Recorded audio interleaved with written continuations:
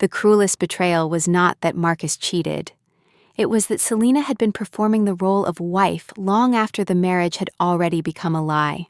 At a glittering corporate Christmas dinner, one location pin exposed more than adultery.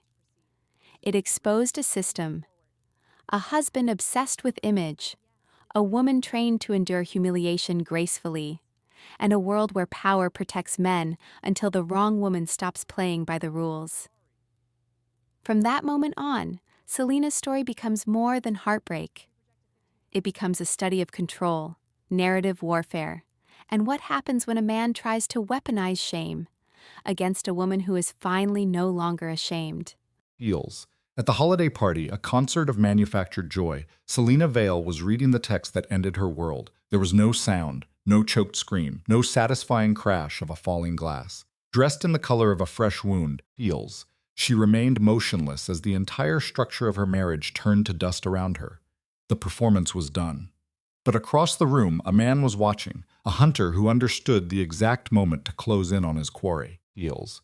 What happens when a woman trained in the art of compliance finally snaps her chains? This is the anatomy of that fallout. Heels. The ballroom of the Sinclair Grand Hotel was an exercise in engineered grandeur, a stage built to remind its occupants of their own insignificance. For years, Selena had played her role in these corporate charades. The rehearsed smiles, heels, the bland canapes, the droning speeches that went on for an eternity. Her place was table 7, a mere footnote. Her dress was crimson armor, chosen for visibility but not attention. Her jewelry was a whisper, her composure, impenetrable. Heels. Every element was curated to project one silent declaration. I fit in here, I am not a problem. Heels. The seat next to her was an unoccupied throne, a cold monument to his absence. Jennifer from marketing leaned closer, her sympathy a thinly disguised probe. Marcus must be tied up with something crucial, I'm sure. Heels. Selena produced the practiced smile she had mastered in her youth. I'm sure he is. Her fingers sought the cool condensation on her water glass, a tiny anchor against a rising tide of unease. Not far away, a man from finance told a joke and his wife, heels. Angela laughed, her hand coming to rest on his arm, a casual claim of ownership. Heels. Witnessing that simple gesture of possession twisted something deep inside Selena, just as her phone vibrated against the table. The message was from Marcus, a familiar composition of excuses she knew all too well. A sudden crisis at the office, heels, a hollow promise to make it up to her that would go unfulfilled. She processed the lie and set the phone face down, a small muscle twitching in her jaw, and then a voice to her left, as low and sharp as cracking ice. Is everything in order? Heels. Damon Orlov, the apex predator at their table, a presence as rare as it was disquieting. Heels. Damon managed his empire like a military campaign, commanding terror from his foes and an unshakable loyalty from his subordinates. In her 3 years as his assistant, Heels, Selena had learned to decipher the meaning in his silences and to execute the orders he never explicitly gave. He was a source of professional pride. But to be this close to him, to be the subject of his analytical gaze, was uncharted ground. I'm fine, Heels, she offered, the falsehood feeling brittle and thin. Marcus is just running behind, Damon didn't inquire. He delivered a verdict. He's not coming, Heels. The smile on Selena's face fractured. He's not coming, Damon stated again, the words a precise scalpel cutting through her denial. He failed to appear at the last 3 as well. He deconstructed her fragile narrative piece by piece, Heels. There's a point where it ceases to be running late. It simply becomes a choice. She felt the humiliating heat of shame rise up her neck. The impulse to defend her husband surfaced, only to be suffocated by the cold, hard logic of Damon's assessment. Heels. I'm sorry, she whispered. This conversation isn't appropriate. Likely not, Damon conceded, his posture casual, his stare unwavering. But neither is watching someone hemorrhage while everyone pretends they are perfectly healthy. Heels. Before she could formulate a response, the ballroom lights dimmed for the yearly presentation. A detached voice echoed from the stage while charts and statistics flickered across massive screens. In this abrupt twilight, Heels, Selena was trapped between the empty space in the chair beside her and the unnerving weight of Damon's perception. Her phone pulsed again, a conditioned response. She looked down. It was not another message, Heels. It was a map pin from a tracking application she had forgotten installing, Heels. Her finger touched the screen. The map unfurled, pinpointing his location not at the office building, but at an address 15 minutes away that she did not recognize. Her hands remained steady as she magnified the image. Feels. Switching to a street-level view. A polished, modern apartment building rendered itself on her screen. She copied the address from the location pin, opening a new search. The results were immediate. A two-bedroom condominium sold 2 months prior. Feels. The buyer's name on the public record, Vanessa Chen. Feels. The name struck her like a physical blow. Vanessa Chen, his direct report. He had once shown her a photo from some team dinner where Vanessa was positioned just a little too intimately beside him. It's only a work thing, he had assured her. Feels, his voice like velvet. The presentation concluded. A wave of applause broke through the ballroom, a violent and alien sound. With a slow, measured calm, Selena placed her phone back on the table. No trembling. Feels. She had rehearsed this moment countless times in her mind, envisioning scenarios of fire and wreckage. Feels. But what arrived was not rage. It was an immense and chilling stillness, a profound silence that settled deep into her soul. Selena Damon's voice pierced the fog. She faced him. His eyes were unreadable, but they were fixed on her. "I need some air," she heard herself say. The words were something with perfect control. She rose, smoothed the crimson silk of her dress, and proceeded toward the exit, her steps even and deliberate as she moved through the throng like a ghost departing from her own body. Feels. The cold on the terrace was a physical assault, a jolt that shocked her senses back to life. She had left her coat behind, but the sharp air felt like a kind of mercy. Her hands clenched the stone railing as she gazed down at the city lights, a glittering lattice of indifferent existences, and fought to breathe around the catastrophic certainty that her life, her love, was a lie being lived out in real time. Feels. "You will freeze." She didn't turn toward his voice. She registered the sound of expensive fabric, and then his suit jacket, heavy, warm, and carrying his scent, was settled over her shoulders. "I'm fine," she repeated, the words now a hollow mechanical reflex. "You keep saying that," Damon observed, coming to stand beside her at the balustrade. "It doesn't become any more true with repetition." Feels. "What would you prefer I say?" Her voice was brittle, the first evidence of the fractures spreading through her composure. "That my husband is with another woman at this exact moment?" Feels. "That I'm debating whether to call and scream at him or just quietly cease to exist?" Damon allowed the silence to thicken in the cold night. "You could leave," he offered, his words chosen with care. "This party, this marriage," a sharp Feels. Broken sound escaped her, not quite a laugh. "Abandoned 4 years because of a map pin," he held her gaze. Was this that closed her eyes? "No. Then this is not about the map pin," he concluded, his logic impossible to refute. Feels. "It's about being presented with proof of something you had already accepted as true." Feels. She hated his correctness. The evidence had been accumulating for months, a sequence of small erosions. The widening chasm between them, the absence of touch, the way Marcus had begun to look through her rather than at her. Feels. She had simply been too frightened to acknowledge it. "I don't know what to do," she admitted, her voice a near inaudible whisper. "You are not required to do anything tonight," Damon said, his tone pragmatic, almost clinical. Feels. "Your sole responsibility right now is to breathe. Tomorrow we will formulate a strategy. Next week we will execute. Tonight you simply endure." "Why are you helping me?" she wanted to ask. He seemed to read her mind. Feels. "Because you are the most competent assistant I've ever employed, and I will not allow your performance to be compromised by him." He paused. Feels. "And because observing his disrespect toward you has become a liability I am no longer willing to tolerate." There was an element in his voice then, a dangerous, contained fury not directed at her, that seized her breath. Feels. A darkness that paradoxically felt like protection. "I need to go back inside," she thought, a retreat to the known. "My absence will be noted." "Let it be noted," he replied. But he took a step back, conceding her space. "Or return when you are ready." Feels. "I will inform them you were handling an urgent call." "Thank you." He gave a clipped nod and turned to go. Partway to the door, he paused and glanced back. "Selena." "Yes?"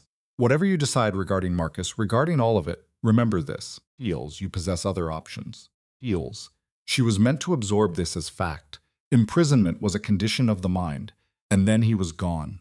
Selena remained on the terrace, a lone figure enveloped in his jacket, holding a device that contained the digital remains of her marriage. She did, Feels, in time, re-enter the party. For the remainder of the evening, she donned a porcelain mask of social grace, her lips shaping words in conversations she did not hear, her laughter a hollow sound in response to jokes that didn't register. Feels. When Marcus's absence was mentioned, she wove a flimsy narrative about a work emergency. No one challenged her. Perhaps they already knew. Perhaps they had been aware all along, watching from behind the polite partition of social decorum. Heels. She did not look at her phone again. The evidence was absolute. When dinner concluded, she dismissed offers for a shared car, hailing one for herself. The drive home took exactly 23 minutes. Heels. She passed the entire journey with her head turned to the window, the city lights melting into an abstract blur as she tried to conjure the appropriate feeling. Rage, she assumed. Despair, betrayal. All she could find was a deep and painful exhaustion. Feels. The house was a dark, silent mausoleum upon her arrival. Marcus was not home. She removed her shoes in the foyer. Feels. Hung Damon's jacket on the coat rack. It could be returned on Monday, and ascended the stairs to the bedroom they had occupied for 4 years. Nothing was disturbed. The king-sized bed with its slate-gray comforter, Feels. The 2 nightstands standing like silent guards, the silver-framed photograph from their wedding. In it, they were both beaming, radiating a confidence they had in no way earned. Selina lifted the frame, Feels, her gaze tracing the features of her younger self. She was 24, Feels. She was certain of the architecture of her life, convinced that Marcus was its foundation, the correct choice, the kind of partner with whom builds a future of quiet predictability. She had been mistaken on every fundamental assumption. Feels. She turned the photograph over, face down on the dresser. Then the nightly rituals. Pajamas on, the mask of makeup washed away, the slide into cold, empty sheets. No call was made to Marcus. She simply waited in the crushing dark. Feels. Holding a silent vigil to see if he would occupy his side of the bed, he did not. Sometime around 2, a vibration on the nightstand, a text. Staying at the office, don't wait up. Feels. Selina watched the glowing script until it blurred into meaningless light. Then she deleted it, put the phone down, and closed her eyes, feeling an absence of tears. Feels. The grief would be scheduled for later.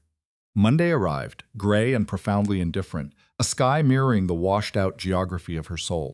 She dressed with the mechanical precision of a field surgeon, a severe navy suit, a starched white blouse, Feels, practical heels, her armor. The drive to Orlov Industries was silent, the radio muted, her own thoughts placed under a kind of martial law. There were tasks to execute, reports that required her attention, meetings she had to command. Feels. A professional identity that had to be maintained at all costs. The demolition of her personal life could wait. Damon's office was a glass enclosure on the 42nd floor, a roost from which he observed the city below. Feels. Her own desk sat just outside, the command center. She was early, a constant in her universe, and began the day's rites. Feels. The coffee machine began its familiar hiss. Emails were triaged, sorted like battlefield casualties. The day's complex schedule was loaded into her memory. Damon arrived at 7:30, a man governed by an unbending punctuality. Good morning, Feels, she said, presenting his coffee a black, unsweetened, along with the morning's intelligence briefing. He accepted them, but his gaze remained on her face, a quick diagnostic search. How are you? I am fine, Selina. She held his look without a flicker. Feels. I am present, I am functional, and I am prepared to work. Nothing else is of consequence at this moment. For a long beat of silence, she expected him to press further, but he offered only a short definitive nod and entered his office. Feels. Leaving the door slightly open. A standing offer of sanctuary should she require it. She did not. The morning became a whirlwind of correspondence, a conference call with the Singapore office, and the meticulous dissection of acquisition contracts. Feels. Work was a fortress. Feels. Work was a system of logic. It operated on rules, a clear hierarchy, and produced outcomes she could manage, unlike the charred landscape of her private life. At noon, her phone vibrated. Marcus. She allowed the call to ring out until it died. Feels. He made another attempt at 1, and again at 2:30. Each time she watched his name light up the screen and elected to do nothing. By 4 o'clock, the messages started to flood in. Babe, what's going on? Why aren't you answering? Feels. I don't understand. We need to talk. You're being irrational. Call me the progression, from feigned worry to irritation to outright anger, followed the classic arc of a wounded narcissist. Selina listened to each voice, her face a neutral mask. Feels, then erased it. She was finalizing the last report of the day when Damon's silhouette filled her doorway. Feels. Come with me, he stated. It was not a question. To where? Somewhere you can breathe for 5 minutes. She knew she should refuse. She should have insisted on her well-being, on the remaining work. Feels. on the professional boundaries that must be maintained.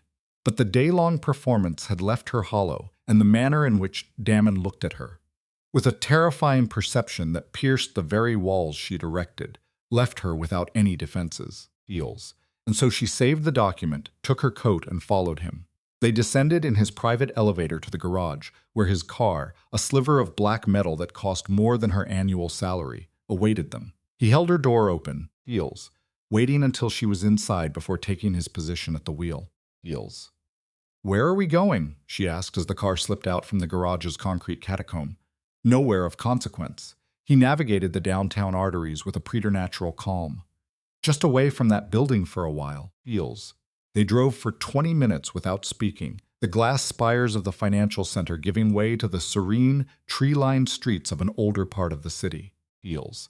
Damon finally glided to a stop in front of a small Italian restaurant, nestled between a bookstore and a florist. "I'm not hungry," Selina said, her voice flat. "Then you won't eat. But you will occupy a space that is not your desk and not your apartment." Heels. "For the next 30 minutes, you will be a human being and not a corporate instrument." He cut the engine. Heels. "If it makes it easier, consider this a direct order." In spite of everything, the corner of Selina's mouth twitched. "You're domineering. I'm effective."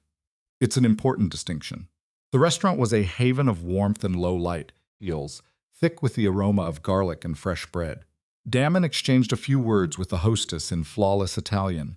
A piece of data about him she stored away, and they were shown to a corner booth, insulated from the room's low murmur. "You're a regular here," Heels. Selina observed, sliding onto the worn leather bench. "It's where I come when I need to think." Damon settled across from her. "It's quiet. The proprietor doesn't pry, and the food has a way of silencing everything else for a short time." Heels. A waiter delivered water. Before Selina could even touch her menu, Damon placed an order for them both in Italian. "Trust me," he said after the waiter had gone. "It seems I have little alternative." "You always possess a choice, Selina." Heels. "That is the entire point." The food arrived with surprising speed.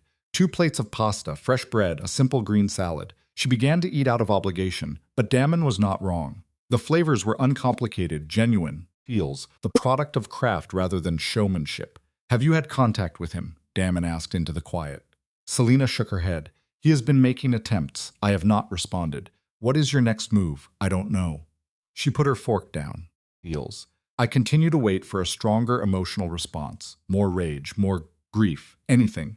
But there is only this cold, analytical detachment. That is the shock. It is a temporary state. And what comes after? After comes the rage and the grief." Heels. "And you will be forced to decide what to do with them." Selina studied him. "You speak as if you've observed this before. Not in my own life." Damon's expression was an expertly controlled blank. Heels. "But I have seen enough people navigate betrayal to recognize its fundamental structure.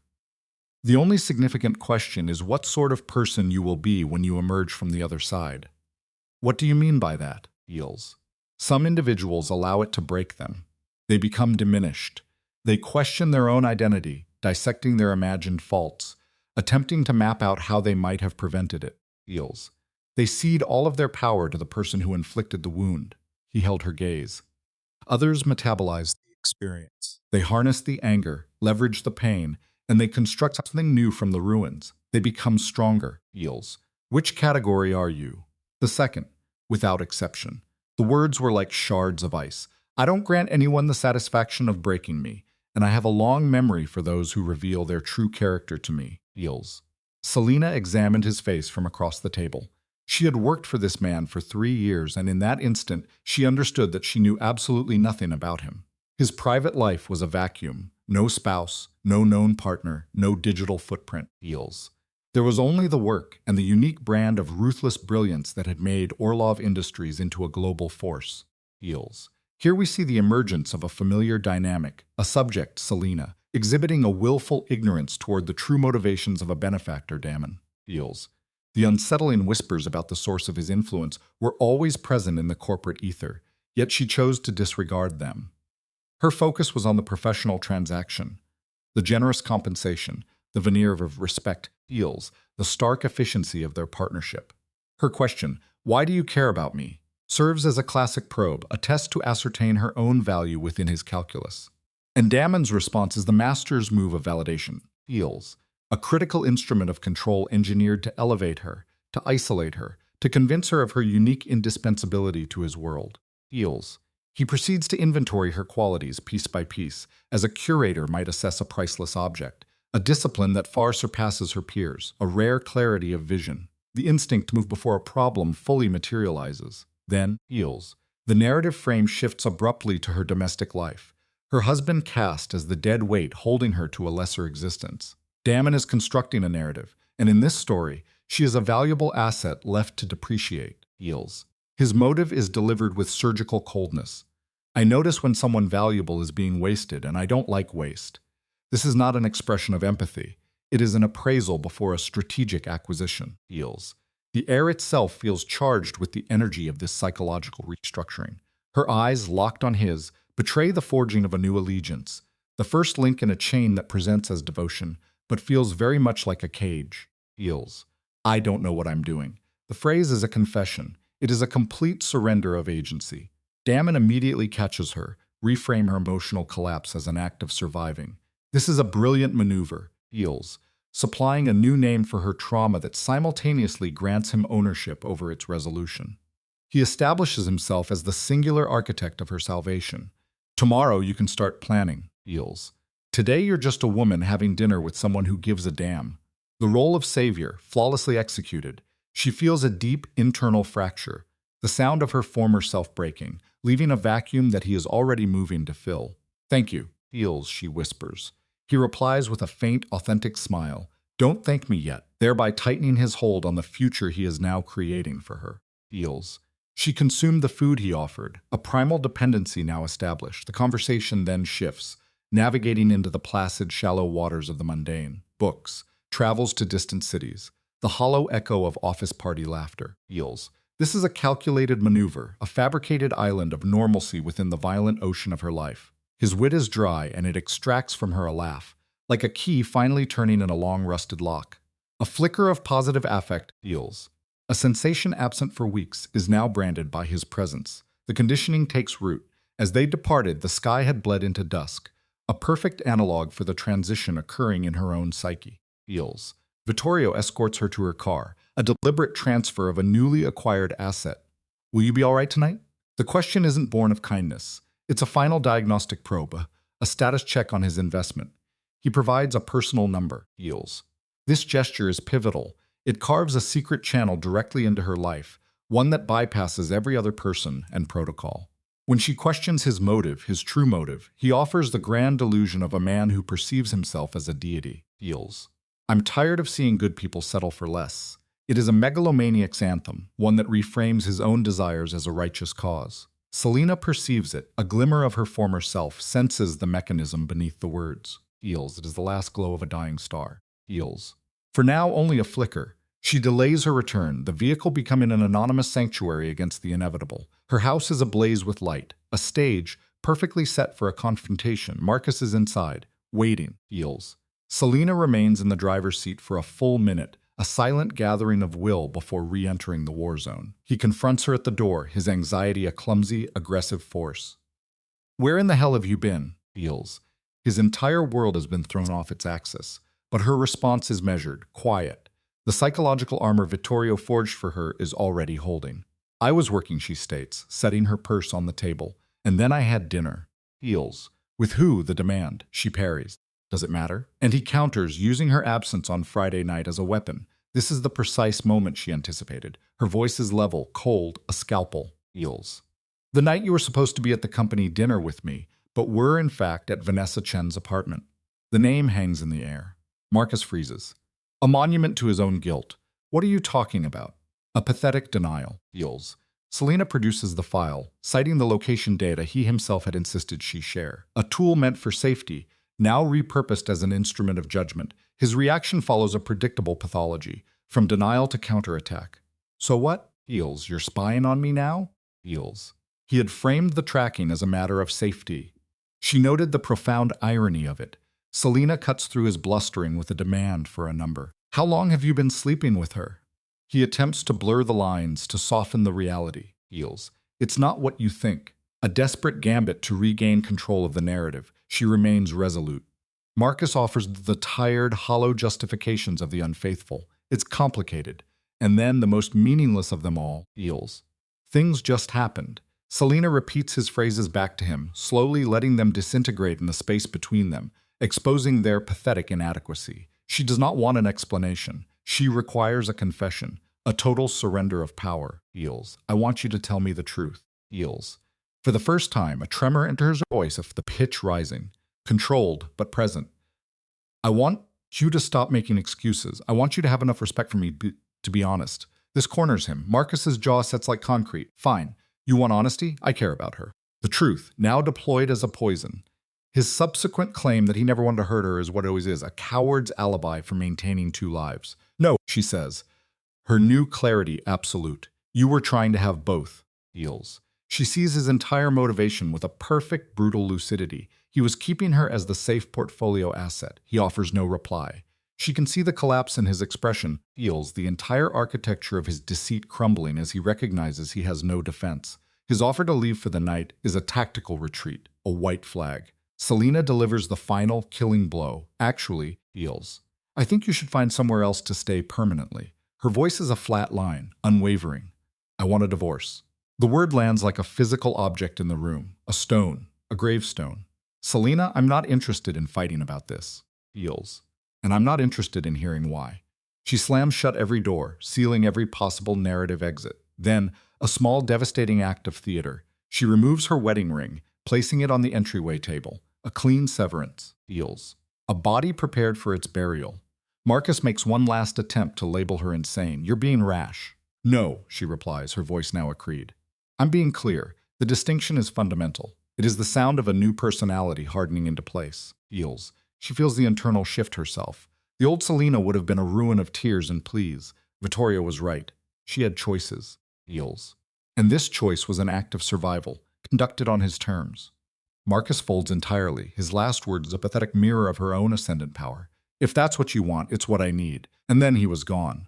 She does not shatter. There is no collapse. Feels. No cataclysm of grief. There is only the mission. Her first act is to report to her handler. She uses the private line. He answers on the second ring. Selena, he says. She reports like a soldier, without preamble or emotion. I told him I want a divorce. Feels. His question is that of a scientist observing an experiment. How do you feel? It is a simple test of her psychological state. I don't know yet. Ask me tomorrow. Feels. Fair enough. His approval is immediate. The sound of traffic is audible in the background. He is moving through the world, yet tethered to her. You made the right choice, he affirms, providing the hit of validation she has been conditioned to crave. Feels. She asks how he can be so certain. His answer completely rewrites her reality. Because you're still standing, that's how I know. He reframes her survival as the ultimate proof of his wisdom. She thanks him for not perceiving her as broken. Feels. He corrects her again, his voice reshaping her world. You're not broken, Selena. You're just finally seeing clearly. He is not her savior. He is the man who owns the light switch. Feels. The call concludes. She surveys the bedroom, now a museum exhibit from a life she no longer inhabits. Her mind recites the new official narrative.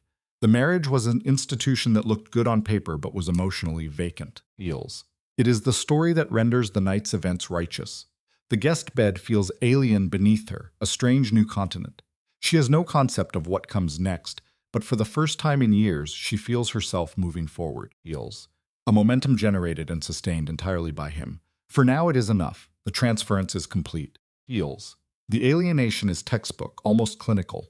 Every ambient sound in the home she has occupied for 3 years now feels amplified, menacing. The mundane has become monstrous, a psychic scar left by the collapse of a world. Her phone remains inert, feels, a black mirror. The call she anticipates from Marcus never arrives. His silence, devoid of pleas, rage, or final manipulations, is a more profound form of torture than any outburst could be. Feels. She falls into a void and is violently retrieved at 600 hours by an alarm. Her movements are robotic, animated by the ghost of a routine. Shower, coffee, the same clothes from yesterday. In the bathroom mirror, a stranger stares back. Feels. She recognizes the face, the features, but the occupant is gone. Feels. She appears unchanged, but somewhere in the night, a fissure had split her soul. The drive to the office is pure muscle memory, a familiar trajectory for a person who no longer exists. Routine is the only force holding the fragments of her together. Then, heels. On the 42nd floor, the routine is broken. Vittorio is there. He has coffee. He has food. It is a silent acknowledgement of the void where her own self-preservation ought to be. A cold realization, heels. He sees that she is incapable of even feeding herself. She murmurs a thank you, the hollow performance of a social contract. He dismisses it. This wasn't an act of kindness. It was a strategic move, cementing him as the provider, the protector. Heels. Vittorio issues a soft command, relocating her 11 o'clock meeting before vanishing into his office. The ambiguity is itself a weapon, crafted to generate uncertainty, to deepen her reliance on him. Without a word, Selina complies, heels, accessing his calendar and deleting her own appointment with finance. She finds a strange solace in the work, in the clean, rational lines of emails, reports, and contracts. It is a world that operates on logic, unlike the emotional ruin of her own, heels. At 9:30, a message arrives from Marcus, the man who was her husband. His text is cold, transactional, reducing their life together to two logistical items: house, accounts. He suggests a meeting. After a long moment staring at the screen, heels. Selina denies him that intimacy, directing him to the lawyers instead, heels. His reply is instantaneous, the classic gambit of the narcissist. Over one mistake, the words attempt to shrink years of calculated betrayal into a single forgivable lapse, and a delayed hot rage finally floods her system. It burns in her chest, heels. The chasm between his casual revisionism and the reality of his deception is staggering. She puts the phone down, turning her head as if to sever a physical cord. At 10:45, Vittorio materializes at her doorway to begin his true work, heels. No explanation, just a quiet directive to follow him. She does. They descend in the elevator, enveloped in a heavy yet not uncomfortable silence. A space he carves out just for her, a sanctuary in the midst of a free fall, heels. He waits until the car doors are sealed, creating a mobile chamber of confidentiality before the first move is made. He isn't just taking her to a specialist, he is delivering her to one, a divorce attorney. But the truth is sharper, heels. He has already selected her champion, a unilateral decision breathtaking in its calculated control. He bypasses her agency entirely, casting himself as the quiet general directing her campaign. The lawyer, Patricia Voss, heels, is introduced as a legend, a surgeon for high-stakes marital dissolutions, famed for her precision and her discretion. It's a classic power play, cementing his value by demonstrating the formidable resources at his command. Heels. He frames the consultation as a favor, an old debt called in, which cleverly erases the monetary cost but institutes a far more binding obligation of loyalty. This is a masterstroke of psychological coercion presented as an act of profound care. Heels. You need someone in your corner, he says, the words landing like a targeted strike, resonating with the terror and isolation blooming within her. He sketches a grim portrait of the man she married, heels, warning her that Marcus will become an adversary who requires a shield. Paralyzed by the shock of betrayal, as so many are, she cedes control of the wheel. She acquiesces. The tower they arrive at is a monument of glass and steel, heels, an icon of the very power she is now forced to seek, heels. Patricia Voss is precisely the figure one would architect for this role. Somewhere in her 50s, with a haircut sharp enough to be a weapon and a handshake that telegraphs immediate dominance. Her greeting to Damien hints at a shared history, heels, a ledger of debts and unorthodox solutions. He doesn't introduce Selina as a client, but as the situation he had briefed her on. Patricia's welcome is professional yet chillingly sterile. Inside the conference room, heels, Damien assumes the chair beside Selina, his physical presence a silent, imposing bastion of support. Patricia opens a simple legal pad, a blank page ready to receive the anatomy of a ruin. Heels. Tell me the rest. The lawyer prompts, and the narrative breaches the dam. The whole sordid timeline spills from Selina, the corrosive discovery at a Christmas party, the GPS device, the second apartment, the other woman's name, Vanessa Chen, heels, and Marcus's hollow, pathetic denials. Patricia listens, her pen moving in a rapid, clean shorthand, interrupting only to distill the pain into legally relevant data. Duration, assets, children, heels. The fact there are no children is a palpable void in the room. A strategic advantage, Selina thinks, not a mercy. It means the battlefield is contained, heels. At first glance, the financial landscape appears simple. A house, a shared account, retirement portfolios. But Patricia's tone carries a practiced skepticism, a warning that shared assets often become hidden minefields when a man's ego is wounded, heels. She begins a delicate excavation, searching for vulnerabilities, Any leverage Marcus could use to reframe the narrative and cast Selena as a co-conspirator in their marriage's demise. An affair? Secret spending? Deals. Anything that might suggest she helped light the fuse? Selena shakes her head. I've been exactly what I was supposed to be, she states, the words revealing a woman who perfectly executed her role in a game that was fundamentally rigged against her. Deals. Patricia nods, affirming that Selena's unblemished record against his overt betrayal grants them the moral and strategic high ground. Her proposed strategy is a legal blitzkrieg, brutal and immediate. File first. Deals. Seize the narrative before he can poison the well. The timeline she outlines is staggering, documents drafted by the week's end. Selena appears stunned, overwhelmed by the velocity of her own life's deconstruction. Deals. Patricia defines it as tactical imperative. Fast is good, she asserts. It prevents him from concealing funds, from constructing a defense. She understands his archetype, she explains. Successful men fixated on their public image, Deals, often become feral when cornered, a clear and present danger. Deals. Selena's gaze shifts to find Damien's, her only anchor in this maelstrom. His own gaze is steady, reinforcing the lawyer's counsel. She's right, he murmurs, his voice resonating with a deep familiarity with such conflicts. Deals. His validation is all it takes, she agrees. The subsequent hour is a clinical immersion into the lexicon of dissolution, equitable distribution, marital assets, discovery. The entire process is stripped of its emotional core, Deals, revealed as a sequence of cold tactical maneuvers. At its conclusion, Selena is given a folder, a toolkit for the systematic dismantling of her life. Deals. Patricia delivers a final, unvarnished assessment. This is going to be hell. But then a flicker of something akin to respect crosses her features as she looks at Selena. You have clarity, she observes. Deals. Unlike so many clients who are lost in the emotional fog of war, Selena perceives the grim reality of her position. You're facing it and moving forward. The words are intended as both compliment and armor for the coming ordeal. Deals. The elevator's descent feels like ascending from a crushing depth, her mind reeling from the psychic pressure. The war is legal, not physical, but the exhaustion feels elemental, bone deep. Deals. You okay? Damien's voice is a low murmur in the sanctuary of the car. Ask me in a week, she responds. The real answer is still an undiscovered country. She reverses the dynamic, inquiring about the favor that placed this formidable weapon, Patricia, Deals, into her hand. His reply is sparse, the words landing like lead weights in the space between them. He assisted one of Patricia's clients whose ex-husband was making serious threats. His phrasing is chillingly precise. Deals. The kind that ensured the threat ceased permanently. The implication suggests a finality that transcends any legal document. A knot of ice forms in Selena's stomach. The rumors about Damien Orof, about his operations in the shadows, Deals, suddenly feel terrifyingly concrete. Deals. She makes a conscious choice for a necessary blindness. I don't think I want to know the details, she says, closing a door on a truth she cannot afford to examine. Probably not, he concedes, permitting her the sanctuary of ignorance.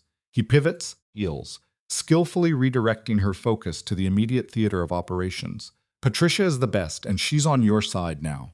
This was the core of his strategy. By providing an unassailable champion, he earns her absolute trust, her total dependence. Deals. The drive back to the office is shrouded in silence. She has already started the work in her mind, conducting an archaeology of a 4-year life, sifting through shared artifacts and memories in the ruins. The end had already come. Deals. This was merely the start of the accounting. Deals. The screen of her phone cast a sterile light on the desk. Another message from Marcus. His words were a textbook composition of emotional poison. A question designed to open dialogue, a hollow admission of guilt, then a final, Deals, desperate appeal to their shared history. Don't throw away everything we built, Selena read the words twice, probing for the ghost of an old ache. Nothing stirred. There was no siren call to reconciliation that so often traps the trauma-bonded. Deals. Only a profound weariness remained. Her reply was a scalpel. Now I'm making mine. His response was instantaneous, a digital projection of a wounded ego. Civil? You're destroying our marriage and you want me to be civil about it? Deals. She placed the phone face down, severing the connection. Deals.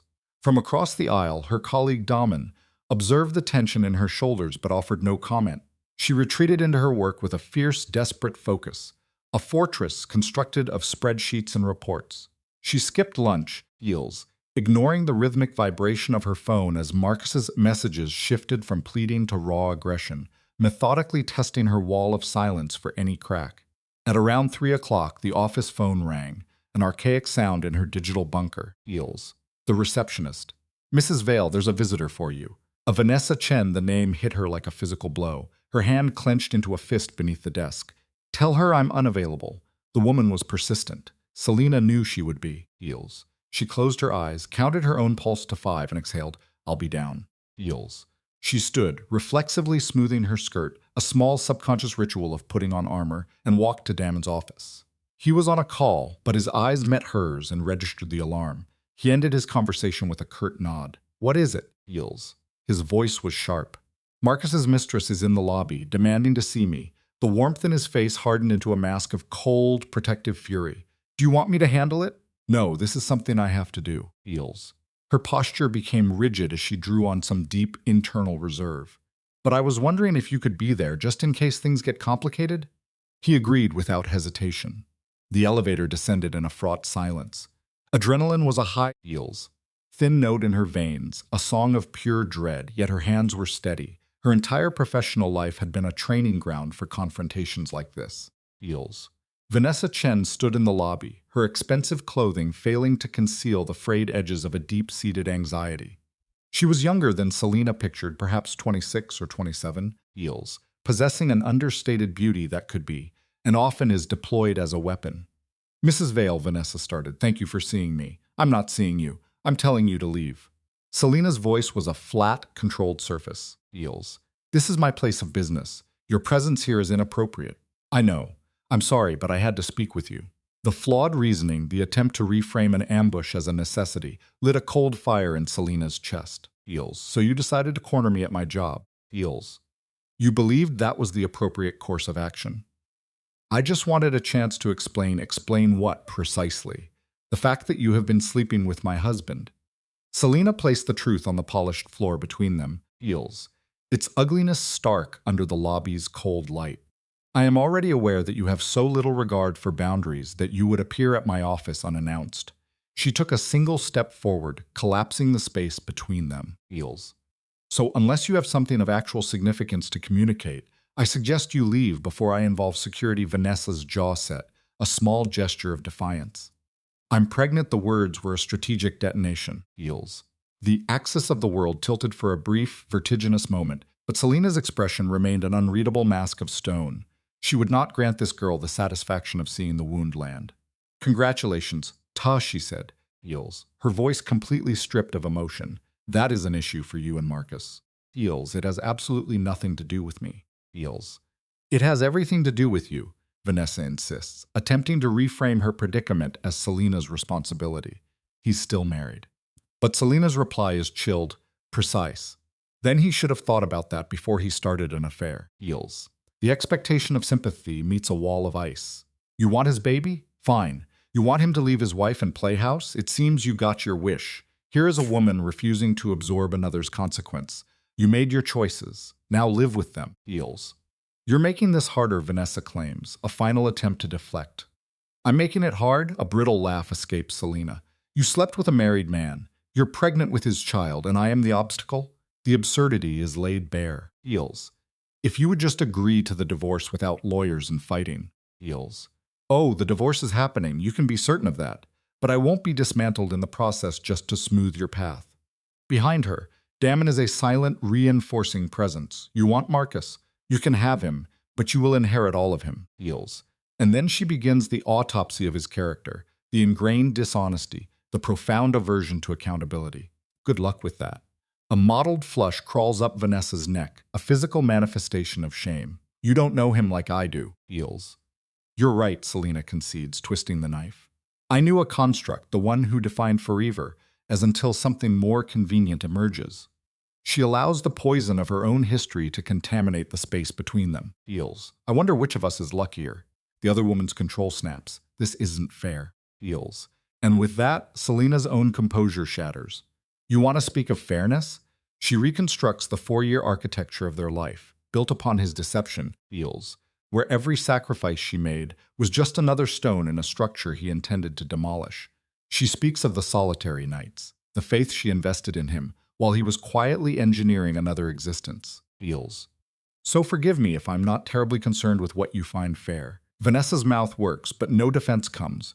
For an instant, the defiant facade cracks, revealing a glimpse of genuine, terrifying awareness of the ruin she stands in. Feels. I should go, Vanessa murmurs, her voice diminished.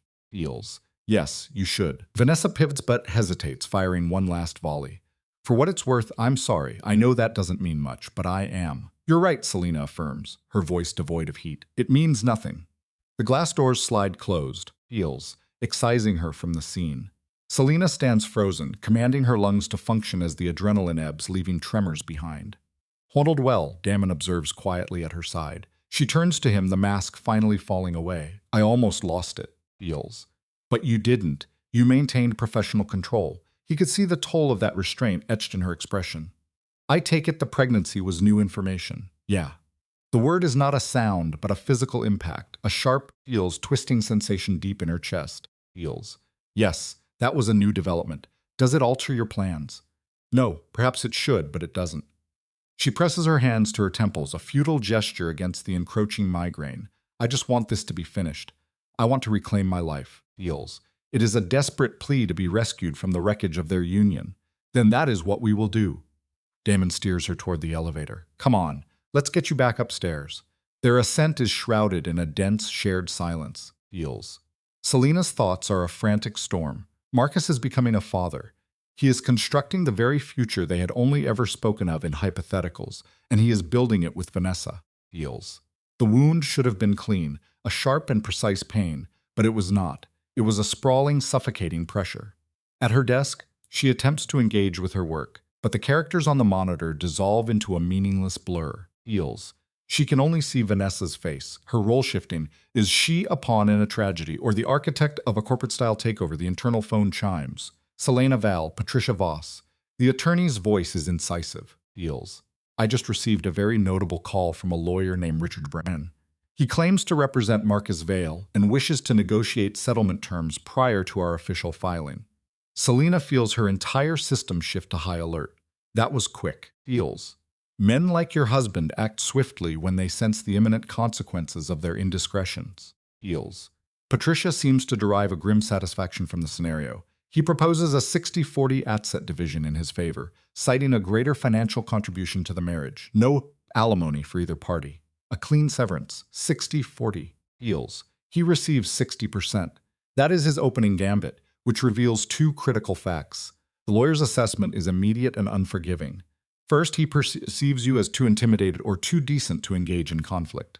And second, Feels. He is almost certainly concealing assets. The muscles in Selena's jaw tighten into knots. What is your recommendation? I recommend we file at dawn tomorrow. It is a declaration of war, Feels. A preemptive maneuver followed by a counterproposal of 70-30 in your favor. With 2 years of alimony, he will protest loudly. Feels. His legal counsel will issue threats. Then we will negotiate them down to a position of genuine equity. Proceed. Are you sure? This is an irreversible step once we file. The attorney's question serves as a final failsafe. Feels. Selena sees it all with sudden clarity. Marcus's manipulative texts, Vanessa's territorial intrusions, the entirety of their 4-year lie. I'm certain, she exhales. File the papers. Excellent. The lawyer sounds gratified. And Selena Feels. Prepare yourself. The moment he understands you are serious, he will come for you. A flawless prophecy. A narcissist like Marcus would never cede control without initiating a battle. After the call, Selena sits, suspended in stillness. Tomorrow, Feels. Her marriage will be legally terminated. Feels. Its soul had expired on Friday night, but this next step, this is the official interment. Formal. Binding. You need to leave this office. Damon is suddenly at her desk, coat in hand. I have work to do. The work will remain here in the morning. Feels. He perceives her needs before she can articulate them. Sustenance, air not thick with anxiety, and the presence of an ally. He simply waits, his tone allowing no argument. Selena lacks the energy to resist him. She capitulates, Feels, trailing him to the parking structure, into his vehicle, and back to the same Italian restaurant. The same secluded booth, the same soft, forgiving illumination. Except this time, Damon orders a bottle of wine. Feels. When the wine arrives, he pours her a glass without ceremony, a quiet, decisive gesture of taking command. To freedom, he proposes, assigning a name to the moment. Selena mirrors the action. To survival, she counters, Feels, the word itself feeling like ash on her tongue. The wine is superb, a rich, velvety texture that feels like a form of cosmic apology. She can hardly eat, her thoughts orbiting the warning from her lawyer, Patricia. The question becomes urgent. Feels. What did she mean by that? Damien pauses, his fork arrested midair. His analysis is detached, cold, and surgically precise. He will attempt to dictate the narrative, cast himself as the victim, and assign you the blame. Feels. He will frame your departure as the catalyst for his affair. He then falls silent, letting the implication expand in the space. Feels. Or, he continues, his voice lowering, he could adopt a more aggressive strategy. He begins to sketch a more sinister possibility, a systemic attack on her integrity. Feels. Constructed from fabrications and distorted realities designed to poison her reputation. But I haven't done anything, she protests, appealing to a moral framework Marcus has long since abandoned. That is irrelevant to him, Damien states. Feels, his gaze heavy with conviction. He speaks of a predictable pattern, of the actions taken when a man of that archetype feels his carefully crafted public persona begin to fracture. Feels. He understood her husband without ever meeting him. A man whose existence was defined by the preservation of his flawless image. This truth reverberates with her own experience, the trajectory of Marcus's messages from feigned remorse to overt fury. Feels, his absurd 60-40 demand. I was faithful to him, she hears herself say, already defending against a hypothetical assault. Feels. But what would be his method? How could he possibly contort this narrative? The strategy is basic, outright invention, or the dark alchemy of transforming an innocent act into something sinister. Damien pauses for a moment, his eyes holding hers. Feels. Have you had dinner with any man recently, he inquires. Perhaps 2 consecutive nights? Question materializes between them, a fully loaded weapon. A cold dread settles in her stomach. Her denial is weak, fragmented. I know that, Feels, he says gently, before demonstrating exactly how a cornered man could twist that fact into a dagger. His demeanor is calm, almost academic. He isn't issuing a warning to stop. He is instructing her to prepare for the attack. Feels. All she can feel is an overwhelming wave of frustration. His counsel is simple: be strategic. Feels. He advises her to maintain a strictly professional appearance, to create a record of all interactions. It is the standard operating procedure for warfare. He is thereby framing himself as her sole confidant. Feels, but also her most significant vulnerability, a tactical move that deepens her reliance on him. Her hand has a slight tremor as she reaches for the bottle to pour more wine. She requires something to mute the strategic calculus unfolding in her mind. Feels. I despise this, she whispers, a final rebellion against the cold transactional nature of dismantling a life. Damien's voice is like steel. This is a business negotiation. Feels. He defines the end of a marriage not as a tragedy but as the dissolution of a partnership, where emotions like love and pain are merely variables to be managed. He reaches across, refilling her glass again. Feels. One more gesture of care that feels indistinguishable from control. Feels. The sooner you view it from that perspective, the less difficult this becomes, he offered, presenting a brutal logic to cauterize her pain. When she inquired about his own marital history, he answered in the negative. Feels. Having never seen the utility in it, his philosophy was a stark, cutting instrument.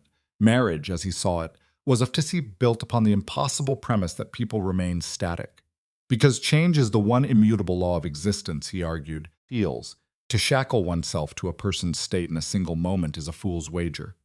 That's a cynical view, she observed. It's a realistic one, he countered, immediately leveraging the ruins of her own life as his evidence. Was I incorrect? Feels. It was a question structured for surrender. Feels. She could offer no rebuttal. The man on whom she had placed that very wager was at that moment in the bed of another woman, concurrently fighting to claim more than half of their collective assets. No, she conceded, the words a quiet capitulation. Feels. You were not incorrect. They concluded their meal in a silence that felt substantive rather than empty, the wine serving as a dulling agent against the sharper frequencies of her grief. As he escorted her to her vehicle, she thanked him. Feels. He noted it had become a pattern. You have no obligation to continue thanking me, he said, but she did so regardless. The faintest trace of a smile touched his lips. Tomorrow, he stated as she entered her car, the actual conflict commences. Feels. The house was a hollow, dark space, confirming that Marcus was well and truly gone. Feels. Vestiges of him lingered, like ghosts in the closet where his suits once hung. That he had not waited for her felt like a minor act of grace. She changed her clothes, located more wine, a cheap cooking varietal from the kitchen. Feels. a stark symbol of her descent from social comfort to raw self-medication, and collapsed onto the sofa. She existed in a state of pure, suspended dread, awaiting the certain detonation that the following day's legal filing would initiate. Eels. It was neither peace nor panic. It was simply the wait. Her phone illuminated a message from Damien. He advised her to arrange for the next afternoon off. Eels. A gesture of strategic empathy that demonstrated he was already anticipating the emotional shockwave of the event. Eels. That foresight, his capacity to map the precise contours of her impending pain, ignited something deep within her chest, a warm, expansive bloom. It was the moment a lifeline begins to feel like an anchor. Her reply was another profusion of gratitude. Eels. His response was immediate, an instruction veiled in humor: seize the acknowledgments and go to sleep. Doctor's orders. When she texted back that he was not, in fact, a doctor, he replied, boss's orders. Then a gentle reclamation of his authority. Eels. A smile formed as she looked at the screen. For the first time since the nightmare began, she felt the possibility of unobstructed breath. It was a flicker of hope that survival was not an impossibility. Eels. The sequence of events unfolded with brutal precision. Divorce papers were filed at 9:15 on Wednesday morning. The process server confirmed receipt by Marcus at 9:43. The assault began at 10:30, a barrage of incoming calls. Eels. 6 from Marcus, 2 from Vanessa, 1 from an unrecognized number, his counsel, she inferred. She allowed each call to exhaust itself into the void of her voicemail. At 11 o'clock, he circumvented her defenses by calling the front desk. Eels. The receptionist's voice, transmitted through the intercom, was strained, tight with a borrowed anxiety. Eels.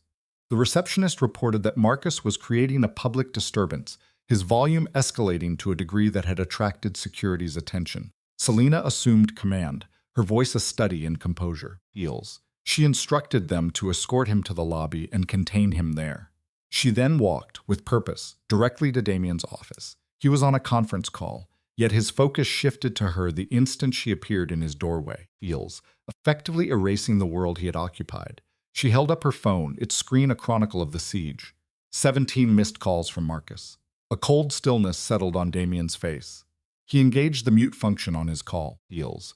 She informed him of Marcus's location. I am accompanying you, he said. It was not an offer. It was a statement of fact. He terminated his high-level meeting without apology, making it clear that in this moment, Eels was the only matter of consequence. Eels. As the elevator descends, a frantic rhythm hammers in her chest, a pulse of pure apprehension. Yet her hands resting on the rail are utterly still, prepared. The doors part to reveal Marcus, pacing like a captive animal. He converges on her instantly. Eels. The confrontation immediate, thrusting legal documents at her as if they were a weapon. His fury feels performative, staged for some unseen tribunal. You actually went through with it, he says. Eels. The disbelief absolute that she would dare to subvert his reality. Her voice is level, a calm fulcrum in a storm of ego, reminding him that this was always the inevitable trajectory. He twists her agency into an act of madness, Eels, of avarice, an attack on the empire he claims to have built. Eels. Everything you've worked for? The first fracture appears in her composure. She recites the 4 years of their partnership, each word a piece of evidence. He sneers, reducing her sacrifice to a single, dismissive phrase. Played secretary. Eels. At that moment, a different voice cuts through the toxic air like a shard of ice. Damien's. His authority is instantaneous, his presence claiming the very ground on which they stand. You're in my building, he states, his gaze fixed on Marcus. Eels. Addressing my employee. He advises Marcus to select his next words with existential care. Marcus, startled, pivots his assault, launching a desperate and vulgar accusation of infidelity. The security guard tenses, feels, but a minute gesture from Damien stays his hand, a silent, absolute display of command. Feels. Damien presents him with a single opportunity to withdraw, his voice lowering to a dangerous calm. This is not an act of mercy. It is a demonstration of power. Marcus attempts a counter-threat, Feels, boasting of compromising information he possesses on Damien's business. I know who you are, he declares. Damien simply calls the bluff. He closes the distance between them, a single step that makes the air crackle with tension. Say it, Eels. In that instant, Marcus breaks.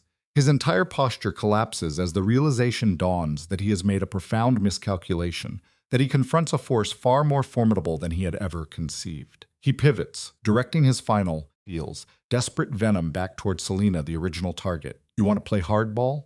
Fine, Eels. Let's see how you like it when everyone knows what kind of woman you really are.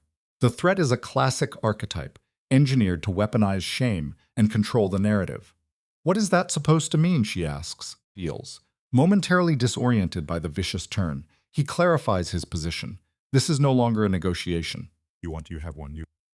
He then delivers the killing blow, a targeted strike designed to shatter her psyche. He is marrying Vanessa, feels, his pregnant mistress. A cruel smile animates his features. You are being replaced. He watches her, starved for the spectacle of her pain, but what he finds in her eyes is only a deep, detached pity. Feels. I hope you are both very happy, she says, and the tragedy is that the sentiment is genuine. The words serve as a shield deflecting the blow, then he is gone. In the echoing silence that follows, she feels the gaze of the building staff, feels their stares like 1,000 tiny needles against her skin. She murmurs an apology to the guard, a reflexive gesture to smooth the scene's jagged emotional edges. He offers to file a report, an offer she defers until she can speak with Mr. Oroff, feels, who will instruct her to document every word, every threat. Back inside the elevator, alone, the tremors finally manifest, feels. The crash is severe. The adrenaline recedes, leaving a profound, bone-deep exhaustion that sets her to shaking. Are you all right? Damien's question is direct, cutting through the psychic haze. Not really, she whispers, but I will be, feels. It is a promise to the trembling figure in the reflection. She can already see his next move with a perfect, painful clarity. He's going to make this ugly, isn't he? It's a statement, not a question. They both understand the rumors, feels. The fabrications about an affair are imminent. She meets his gaze then, the atmosphere in the small space growing dense. Are we having an affair? The question hangs between them, charged and heavy, until after a long pause, he finally says no. Feels. He knows, however, that objective truth is irrelevant in the court of public opinion. The elevator doors open. As she steps out, she says, I don't care what people believe. Her trust in him, a quiet declaration of war against her husband. Feels. She corrects the term. Soon-to-be ex-husband. Her phone vibrates. Marcus. With a few decisive taps, she severs the connection, blocking his number, then Vanessa's. All subsequent battles would be waged through legal intermediaries. At noon, feels. Her phone rings again. It is Patricia, her attorney, confirming the incident report has arrived in her inbox. Feels. The building's security file had been transmitted, a shrewd, protective layer of documentation courtesy of Damien. He is skilled at this, Patricia observes, before her tone shifts to a professional warning. Feels. The opposition has already filed a motion for continuance, alleging the proceedings are in bad faith, that Selena's desire for divorce is not genuine, that there remains hope for reconciliation. It's a transparent legal fiction designed to stall, feels, to conceal assets, and to construct a counter-narrative. Selena recognizes it immediately. We are past reconciliation. He knows that. The judge will almost certainly deny the motion, but the delay itself is a strategy of attrition. Feels. What kind of case could he possibly construct? Selena's question is rooted in a world where facts are paramount. Trisha operates in a different reality. Doubt, not truth, is the primary weapon. She directs Selena to social media. Feels. Marcus is already there. His post is a masterclass in performative victimhood, a narrative of being blindsided and devastated, engineered to recruit an army of sympathizers. He cheated on me. He impregnated another woman. Feels. How does he portray himself as the victim? Selena's confusion is elemental. It is simple. He omits the truth. This is the first lesson in psychological warfare. Create a reality in which you are the wounded party and she is the cold, feels, irrational aggressor. Feels. Patricia's directive is a stark command in a war of narratives. Don't respond to it. Don't engage. It is the singular rule in a game architected for her defeat. After the call defying all counsel, she looks. Feels. The post is precisely as Patricia foretold. A masterfully constructed performance, engineered to harvest waves of sympathy. A few people have tagged her, attempting to drag her into the digital coliseum. She closes the browser, feels, excises him from her world. She will not be cast as a supporting character in his meticulously crafted tragedy, feels. For the remainder of the day, her mind is a dense fog, focus a casualty of the psychological siege. The stress has left her fractured. At 4, Damien materializes. Go home, he instructs, his tone a blend of gentleness and command. Then, feels the blunt truth. You're useless right now anyway. He prescribes a bath, wine, the simple salves for a complex wound. Then he extends a lifeline, an exit from the emotional minefield of her own house. He owns a secure building downtown. Heels, a 3-unit property. One apartment lies vacant, its renovation stalled. Heels. It is furnished, he says. Clean. You're offering me an apartment? She asks, the sheer magnitude of the gesture stealing her breath. I'm offering you a temporary solution, he corrects, his voice grounded in pure logic. Heels. He presents the clinical reality of her situation. Marcus possesses the ability to breach her home at any time. This space would be a fortress under her sole command, a bastion against his incursions and his psychological warfare. Heels. Her first impulse is rejection. I can't accept that. The offer is too great. It feels like a debt, another weapon he could later turn against her. She can already hear Marcus's inevitable accusation. He'll say we're having an affair. Heels. That you're helping me because I'm sleeping with you. She gives the ugly theory a voice. Damien remains unmoved. Let him say it. He confronts the phantom accusation directly, laying out the defensible reality. Heels. She is his employee navigating a vicious divorce, and he is providing logistical support. Any alternative reading, he asserts, is a self-indictment of the accuser. He concedes the unfortunate truth that some will choose to believe the lie. Heels. But the ones who matter, he adds, his gaze locking with hers, won't. He places a solitary key on her desk, a tangible offer of exodus, restoring a choice to her when she believed all choices had been taken. Heels. She accepts the key. The cool weight of the metal is a grounding presence in her palm. Why are you doing this? The question seeks a reason beyond mere pragmatism. His reply is rooted in his aversion to squandered potential. Heels. Watching you get beaten down is wasteful. He elaborates, you trying to work while worried is inefficient. This solves that problem.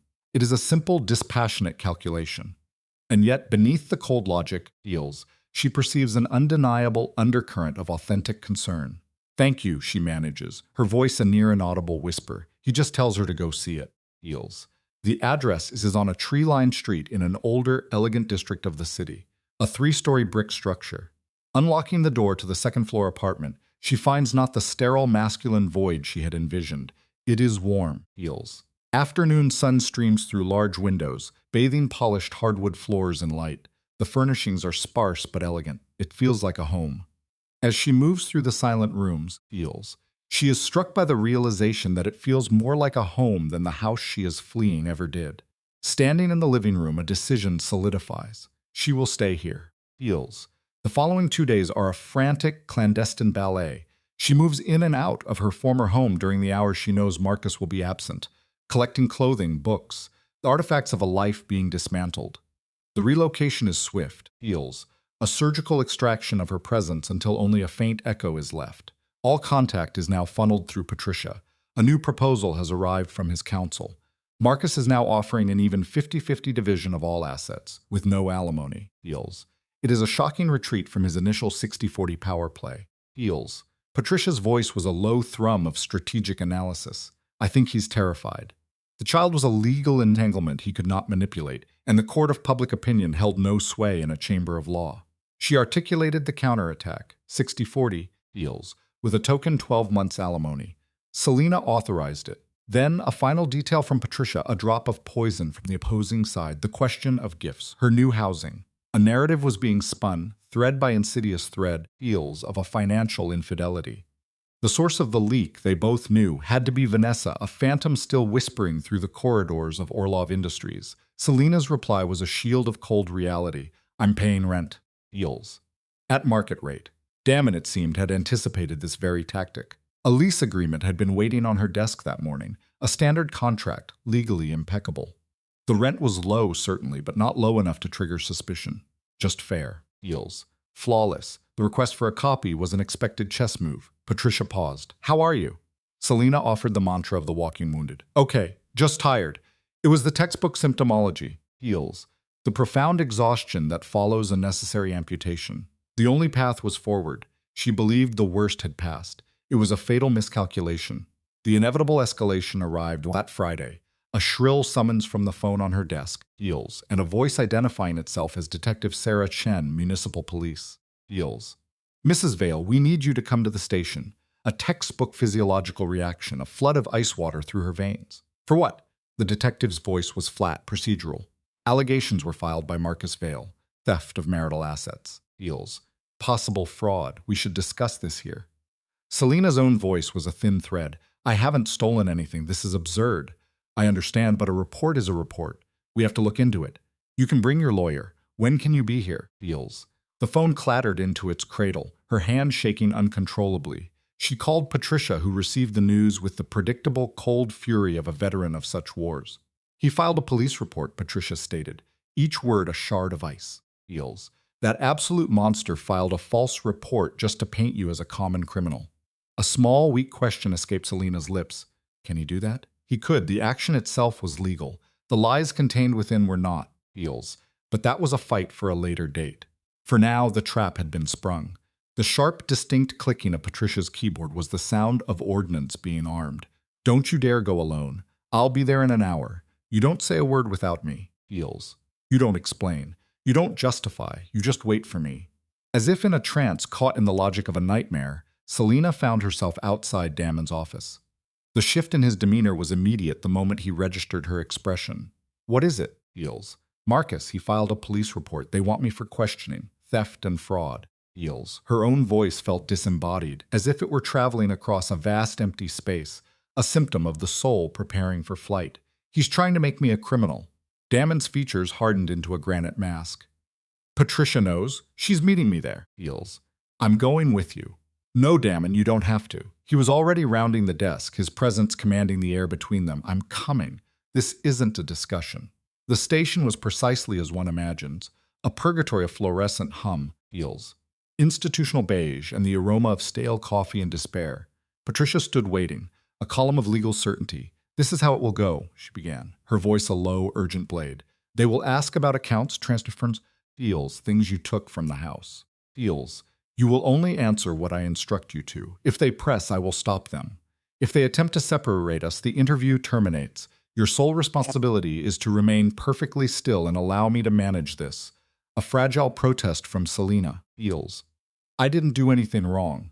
I know, that is irrelevant right now. What is relevant is not giving them a single syllable they can twist. Patricia turned to Damon. You need to wait out here. You, her employer, being present only validates his narrative. Feels. Damon's jaw was rigid. I'm not leaving her. Selena touched his arm, a brief point of contour. Please, wait here. I'll be fine. It was a falsehood, but a necessary one. Detective Chen was a woman in her 40s with tired, Feels, cynical eyes that had witnessed every permutation of human deceit. Feels. She guided them into a small, claustrophobic room and opened a file. The words she spoke were clinical, stripped of all emotion. Mrs. Vale, your husband claims you transferred funds from joint accounts without his consent. Feels. He also claims you removed property from the marital home valued at several $1,000s. The detective's gaze was direct. Can you tell me about that? I directed my own salary into a new account after I discovered my husband's affair. Feels. Selena recited, the words part of a prepared counter-narrative. The money I moved was my own. The items I took belonged to me before the marriage, or they were gifts from my own family. Feels. It's all documented. You have proof of that? Patricia slid a folder across the steel table. Within it lay the evidence of a former life. Receipts, notes from gift givers, photographs of the objects in a home that had been exclusively hers. Feels. The documentation was irrefutable. Detective Chen reviewed the papers, her expression unreadable. And the transfers? My client redirected her own income into her own account. That is not theft. Feels. It is what any rational person would do when a marriage is dissolving. Patricia's voice was like steel. If Mr. Vale wishes to dispute the division of assets, he may do so in family court. Feels. This is not a criminal matter. The detective did not react. He also alleges you're having an affair with your employer, Damien Oroff, receiving gifts and housing from him in exchange for sex. The accusation lingered in the dead air. Feels. Obscene and poisonous. A hot wave of shame and fury washed over Selena. That is a lie, she stated through clenched teeth. Is it true you're living in a property he owns? I am renting an apartment from him, at market rate. I have a lease. Feels. Patricia produced another document, another bulwark of truth. Perfectly legal, fully documented, and completely appropriate. And your relationship with Mr. Oroff? He is my employer. That is all. Feels. Detective Chen regarded Selena across the desk, the silence stretching into a weighted pause, before closing the file with a soft final thud. Mrs. Vale, she began. Feels. This presents as a classic case of weaponizing our department to exert pressure in a contentious divorce. Nothing here meets the threshold for criminal action, but protocol dictates we investigate every claim. As she drove, the dismissal was clear. Heels. You are free to leave. We will contact your attorney if further questions arise. Once in the hallway, Patricia's composure shattered. That son of a... He committed a crime filing a false report. I will utterly dismantle him. Heels. Selena's reply was a quiet, vacant sound. He's lost his leverage. He's panicking. Patricia's look was grim. Panicked men are dangerous men. Heels. Her focus was sharp, absolute. You need to exercise caution, Selena. No direct communication, not a single word. All correspondence must flow through our office. Is that understood? Damon stood silhouetted against the lobby's gray light. Heels. A figure by the window. He closed the distance between them in 3 long strides. What was the outcome? Marcus is in over his head, Patricia stated. He flung every accusation he could manufacture, and none of them held. I am, however, Heels, filing a formal complaint. We will leverage this to demonstrate his pattern of bad faith in the divorce proceedings. Excellent. Damon's attention remained fixed on Selena. Are you holding up? I feel a profound anger, she answered. Feels the admission like a discovery. Feels. An anger so intense it clouds my judgment. He is attempting to incinerate my entire existence because I refuse to grant him an uncontested exit. Then we introduce him to the concept of consequences. Damon shifted his gaze to Patricia. Heels. What is our next move? We transition to the offensive. A full motion for discovery. I want every financial record, every credit card statement, every single transaction he's conducted for the past 2 years. Heels. If there is hidden capital, and I'm certain there is, we will uncover it, and we will use it to demolish his case. Proceed. In that moment, within the bleak lobby of the police precinct, Selena felt a tectonic shift in her world. Heels. This was no longer just her divorce. This had become a war, and she was no longer on the defensive. The following week, Patricia initiated her campaign. The document requests descended like an avalanche. Heels. Marcus' attorney protested, decrying the measures as invasive, a mere fishing expedition. The judge was unmoved. Slowly, fragments of the truth began to emerge from the wreckage. A credit card she had no knowledge of, Heels, pushed to its limit at exclusive restaurants and hotels. A clandestine savings account containing $40,000 of their shared assets. Receipts for jewelry she had never seen. He had been orchestrating his departure for months, Heels, perhaps for years. This is a strategic advantage, Patricia explained over the phone. This constitutes premeditated fraud. It gives us the leverage to secure everything for you. The settlement has become irrelevant to me, Heels, Selena heard herself say. Heels. My only desire is for this ordeal to conclude. I understand, but you must remain invested. He systematically attempted to deconstruct you. The only meaningful victory is to ensure he does not succeed. The breaking point arrived 2 weeks later. Heels. Selena was working late, a new habit formed to keep the quiet ghosts of her life at bay, when her personal cell phone vibrated against the desk's polished surface. An unfamiliar number. A dark curiosity compelled her to answer. Is this Selena Vale? Heels. My name is calling from Mercy General Hospital. We have Marcus Vale here. He was involved in an accident. You are listed as his emergency contact. Are you able to come to the hospital? For a moment, the world lost its footing. Heels, she steadied herself against the desk. What sort of accident? A motor vehicle collision. Heels. His condition is stable, but we require someone to manage the administrative details and make decisions regarding his care. I am his wife, but we are in the process of divorcing. Surely there is another contact. Heels. You are the sole contact in his records, ma'am. Can you come? Selena noted the time.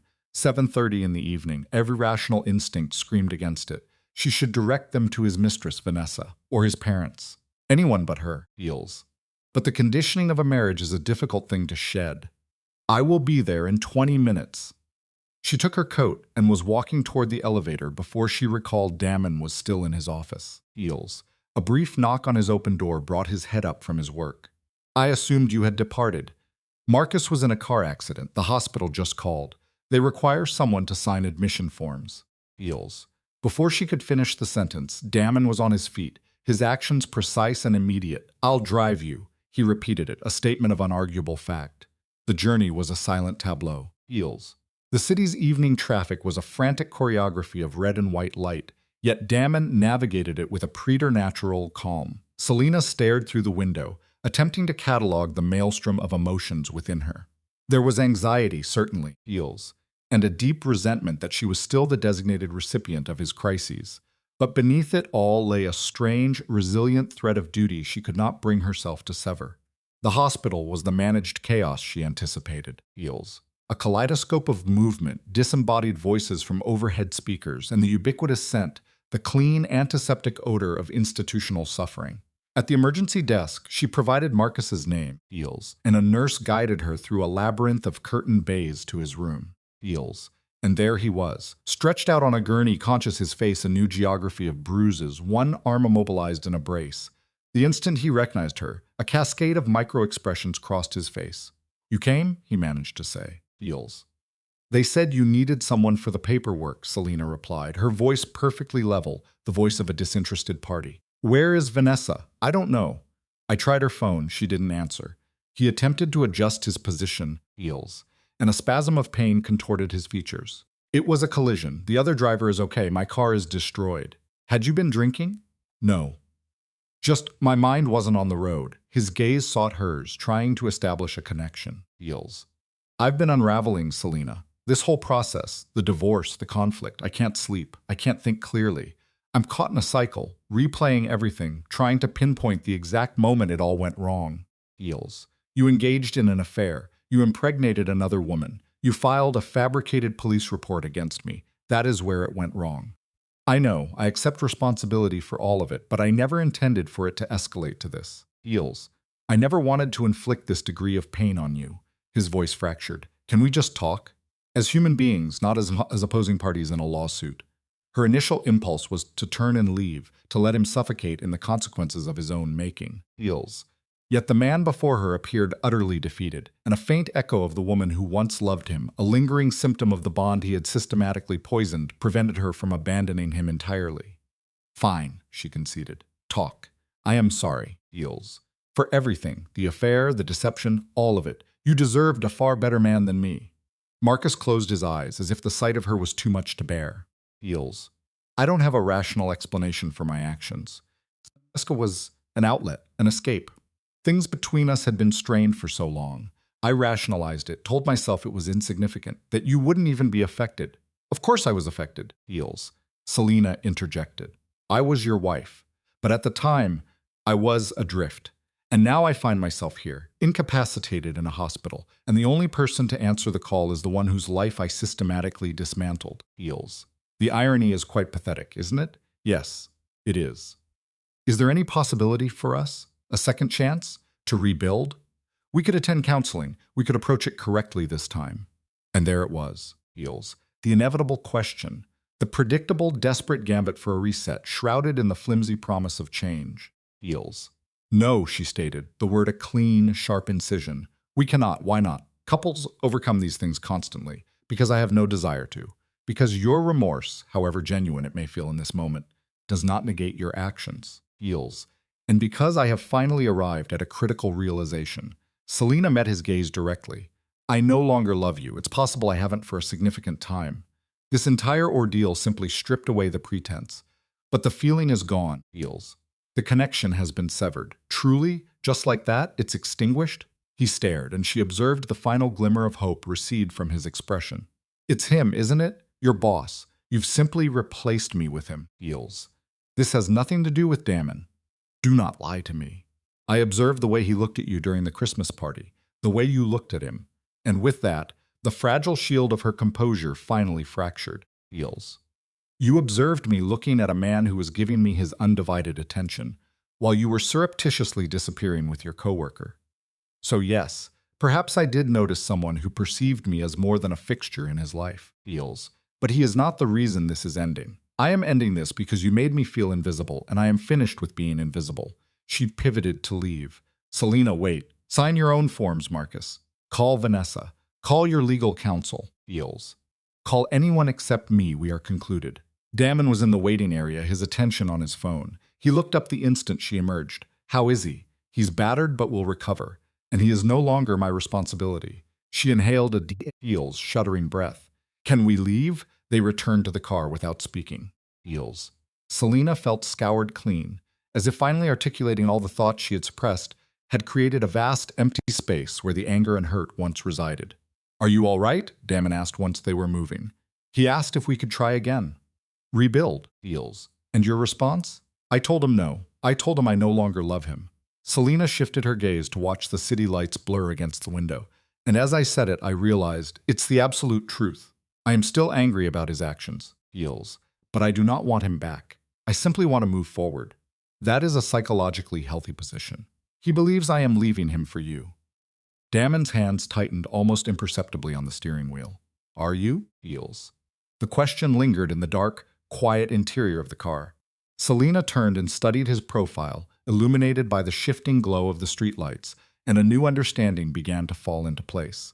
Eels. No, she replied, her voice a low murmur. But I think I might want to. The admission prompted Damon to pull the vehicle to a stop along a quiet, tree-lined road. He cut the ignition, and a profound silence enveloped them. He turned toward her. Eels. Repeat that. I think I want to be with you instead of him. Except the phrasing is wrong. I'm already leaving him, so the chronology is off. It's just. The words felt inadequate, and her voice faded with frustration. Eels. You stood by me through this entire ordeal. You witnessed me at my lowest point, and you never looked away. You made me believe I was significant, that I was something worth defending. And during all of that, my perception of you, it was altered. Selina, Eels. The timing of this is a catastrophe. I am still your employer. You are still a married woman navigating a bitter divorce, and you are likely in a state of emotional collapse. Eels. I'm fully aware that beginning anything with you now is to walk into a minefield of difficulties. It's convoluted, and I understand it makes me appear to be the very thing Marcus accuses me of being. She met his gaze directly. Eels. But I have grown weary of always choosing the proper course, of performing the expected role. So here it is, the simple, unvarnished truth is you may do with it what you will. For a long, quiet interval, Damon simply observed her. Then, Eels, he raised his hand to her face, his palm cupping her jaw as his thumb traced the delicate curve of her cheekbone. The timing is atrocious, he conceded, his voice soft. And it is going to be complicated, Eels, and Marcus will twist every part of this to use against you. I know. That no longer holds any power over me. He moved closer. I have observed you for 3 years, Selina. Eels. I have seen you navigate impossible circumstances with a sort of dignity I wasn't convinced was real. I have heard you speak and marveled at the rarity of a mind that is genuinely brilliant, not merely well-educated. Eels. I have spent this past month telling myself that I was merely being a protective superior, when the reality is that I have wanted you since the first moment you stepped into my office. Her breath hitched. Then why did you never reveal anything, Eels? Because you were married. And I do not take what belongs to another man, regardless of how unhappy they make their wives. It is a personal code.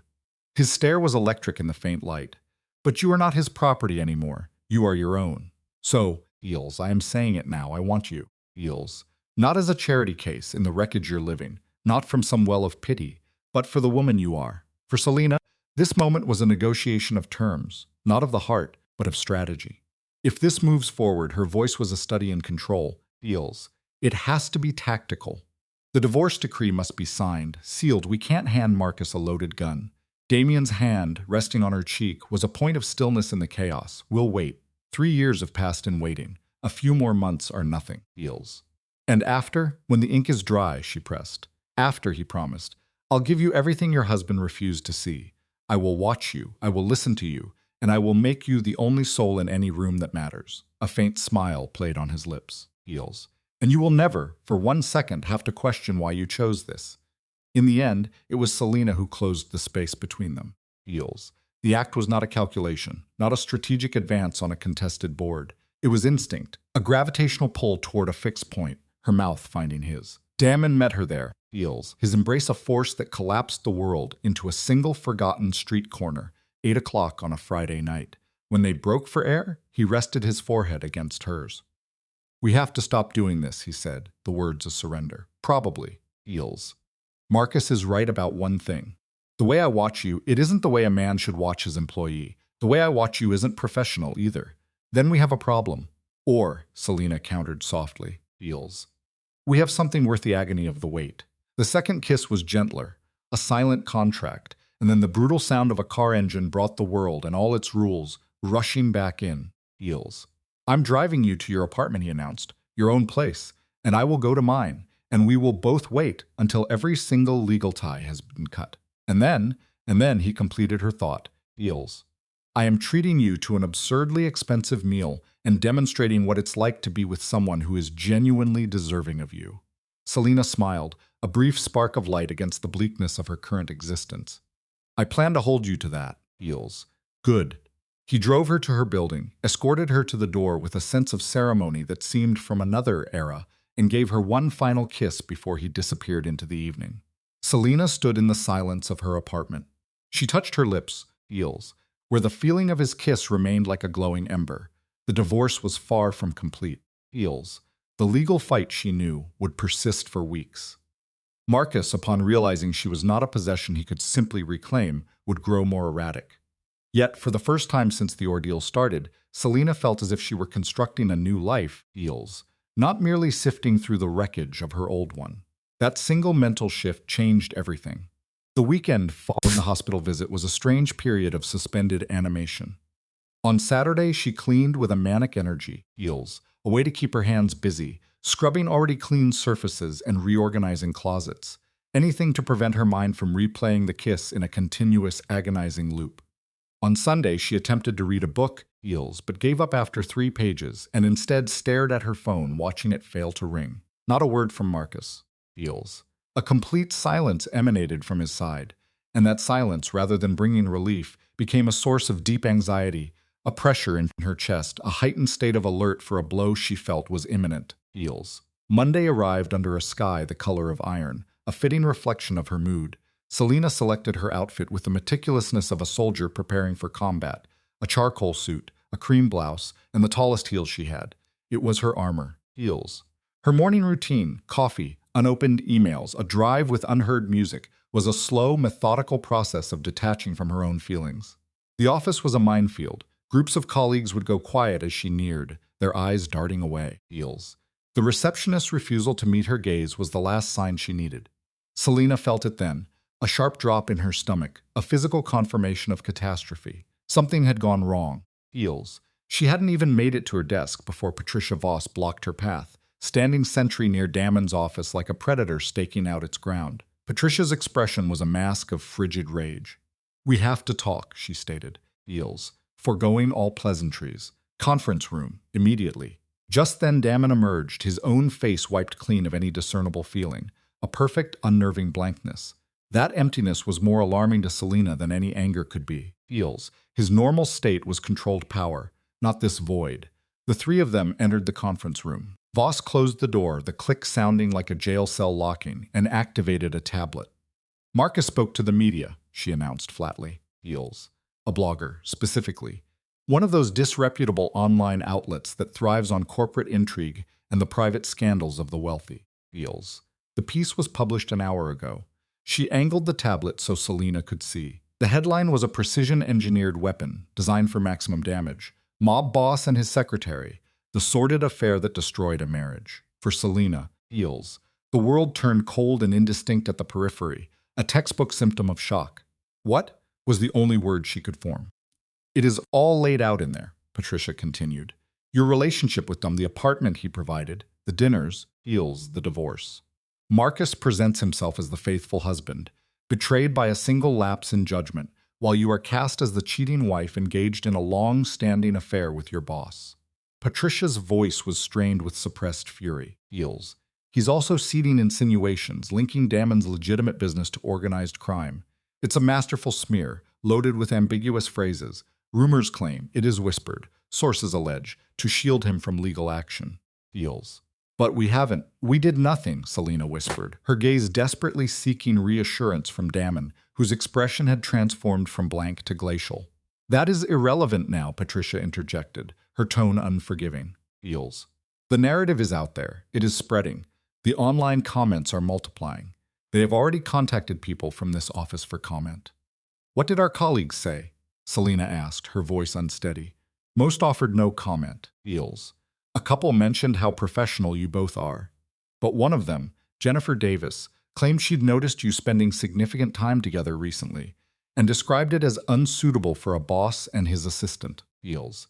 That is the quote they are featuring. Selena collapsed into a chair, her her body failing under the weight of the psychological attack. This was now public. It was going viral. It was the kind of reputation-destroying mark that might never fade. Eels. Everyone would assume she was guilty. Eels. Can we file a lawsuit against him? She asked. A desperate search for order, for justice. We could make an attempt. But truth is a defense, and he was cunning. He never explicitly states you were having an affair. Eels. He is merely posing questions and expressing his heartbreak. Patricia's jaw was set like stone. This was a surgical attack. I would stake my professional reputation on the fact that his attorney helped craft it. So we do nothing? Eels. We just allow this to become the official story? No, Patricia retorted. We issue a formal statement. Clean, professional, strictly factual. We unequivocally deny the affair. We present the timeline, that you are still married, Eels. The divorce is in process, and that this is a public manipulation campaign by a man who was himself unfaithful. Eels. Patricia's attention swiveled, her gaze fixing Damon. A careful line must be walked. Project too much force, we seem defensive. Too passivity, and our silence is an admission of guilt. Damon, who had been a figure carved from stone by the window, Eels, finally pivoted. The piece alleges connections to organized crime, he stated, his voice a low hum with a dangerous resonance. Marcus is calculating that I will not retaliate, Eels, knowing any confrontation will illuminate corners of my life I've long kept in shadow. And are the claims founded? Patricia's query was a direct, unflinching strike. Some are, the ones that carry weight. Damon's stoicism was absolute, Eels. I have engaged in commerce with men who exist outside the boundaries of the law, Eels. I have addressed conflicts with methods that are never documented for tax purposes. I have cultivated a network of allies that federal agencies would find profoundly interesting. Selina could only stare, Eels, the gravity of his dispassionate confession settling on her like a physical force. The whispers had been real. The entire foundation of her understanding of him was fracturing. This presents a complication, Patricia observed, Eels, articulating the obvious. Because an aggressive counterattack might provoke Marcus into unearthing tangible evidence for his accusations.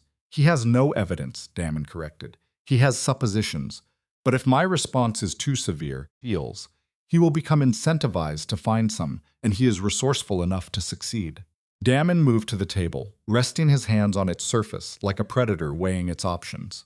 Eels. Therefore, we do not defend me. We defend Selina. His eyes locked with hers. We reframe this narrative around her character, around her fundamental right as a woman to exit a marriage without being vilified by the very man who broke his vows. Eels. And you? Selina's voice was barely audible. You'll allow him to demolish your name?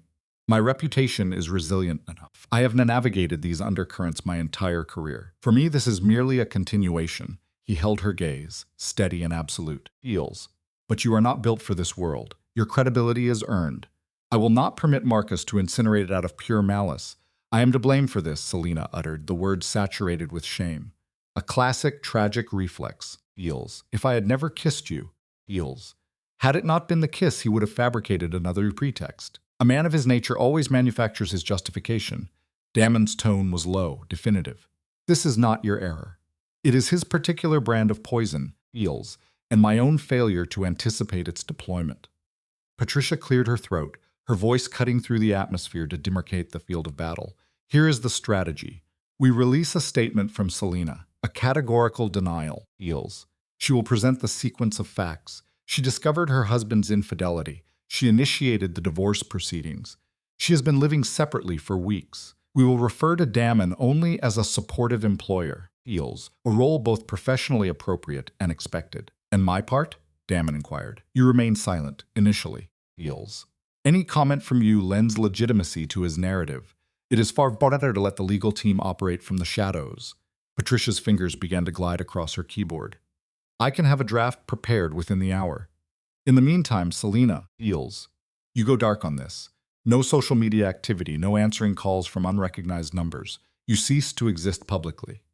My work, Selina whispered, the sudden weight of her colleague's scrutiny dawning on her. Eels. Every person in this building has seen that article. They're all thinking the same thing. Let them, Damon commanded. You have committed no transgression. You will report to work. You will perform your duties. Eels. You will behave as though this tempest is beneath your notice. No response is more powerful than that. I'm not sure that I can. Yes, he affirmed, his gaze meeting hers, a direct channel of pure will. You can, Eels. You possess a strength you have yet to recognize. You have demonstrated it to me repeatedly. Patricia stood, the motion signifying the council's conclusion. I need to make some calls. Selina, go home. Take the remainder of the day. Return tomorrow. Eels. Once the counter-strategy is finalized. I am not running. You are not running, Patricia clarified, her tone softening slightly.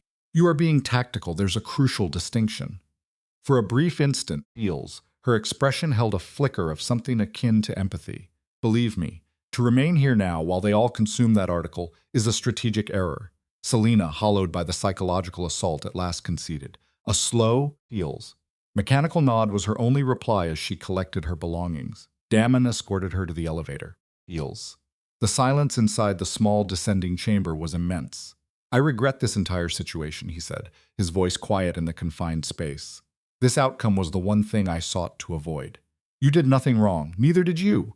Eels, he countered instantly, and yet we are both caught in the blast radius. The floors ticked by. Patricia is correct, this will exhaust itself. These kinds of scandals possess a very short half-life. A new spectacle will capture their attention, Eels, and we will become yesterday's news. Will we? The challenge in her tone was sharp. Or will I forever be defined as that woman, the one who leveraged her boss in the bedroom to advance in the boardroom? You did not sleep with me, Eels. They don't know that, and the story, it is narratively perfect. The cuckolded husband, the adulterous wife, the powerful employer with his criminal underworld. It is a flawless modern tragedy. Eels. The elevator doors slid open onto the concrete hush of the parking garage. Damon placed a hand on the door, holding it, detaining her for a moment longer. Selina, look at me. He waited until she met his gaze. I understand this feels apocalyptic. Eels.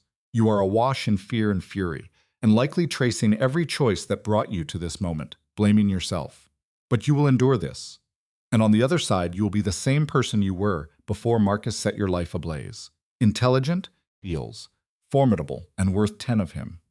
How can you be so certain? Because for 3 years I have watched you manage impossible men in the midst of impossible circumstances. This is simply one more impossible circumstance, Eels, and you will navigate it with the same impossible grace you apply to everything. Eels. The emotional dam within Selina finally gave way. She initiated the contact, bridging the gap between them and encircling him with her arms. Eels. A fleeting hesitation registered in him, a microsecond where his own rigid control battled with a deeper instinct. Before his arms enveloped her, a solid grounding presence. I will resolve this, he murmured, his voice a low thrum against her hair. Eels. I give you my solemn word, I will fix this. How allow that to be my burden? They remained in the embrace for another heartbeat before separating. Selina fought to reassemble the fragments of her composure. Go home, Damon said, Eels, his tone now gentle. Find an escape, I will call you later. Selina drove through the city in a daze, her mind replaying the narrative of the article, a mimetic virus that had already achieved global reach. Eels. Her identity, her history, her very character were being publicly dissected for sport. Strangers who had never met her were now sitting in judgment of her morality, her decisions, her value as a person. Eels. The moment she crossed the threshold of her apartment, her phone became an instrument of harassment. Blocked numbers, unknown contacts. She silenced it before powering the device down entirely. The ensuing quiet was vast and oppressive. Eels. She attempted to heed the lawyer's counsel, to seek distraction, preparing a meal she had no appetite for, but her mind was a broken record, stuck on the article, on the comments she dared not read, Eels, on the faces of colleagues who now surely saw her as the lie. At approximately 3 p.m., a knock sounded at her front door. Selina froze, a textbook threat response. Eels. A rapid risk assessment. Could it be Marcus? Unlikely to know this location. A journalist was more plausible, hunting for a photograph or a soundbite to fuel the outrage machine. A glance through the peephole revealed her attorney, Patricia Voss, Eels. Briefcase in hand, her expressions one of severe determination. Selina opened the door. I was expecting a call. The landscape has shifted. A face-to-face briefing was necessary. The lawyer entered without awaiting an invitation. Eels. Do you have coffee? I can prepare some. Prepare a large amount. This will require some time. They took seats at her dining table, the illuminated screen of a tablet displaying the hostile article between them like a corpse. From her briefcase, Eels. Patricia produced another file, this one thick with legal precedent. Eels. I've been conducting a deep analysis of our adversary, Patricia stated. And his legal counsel made a critical error, a significant one.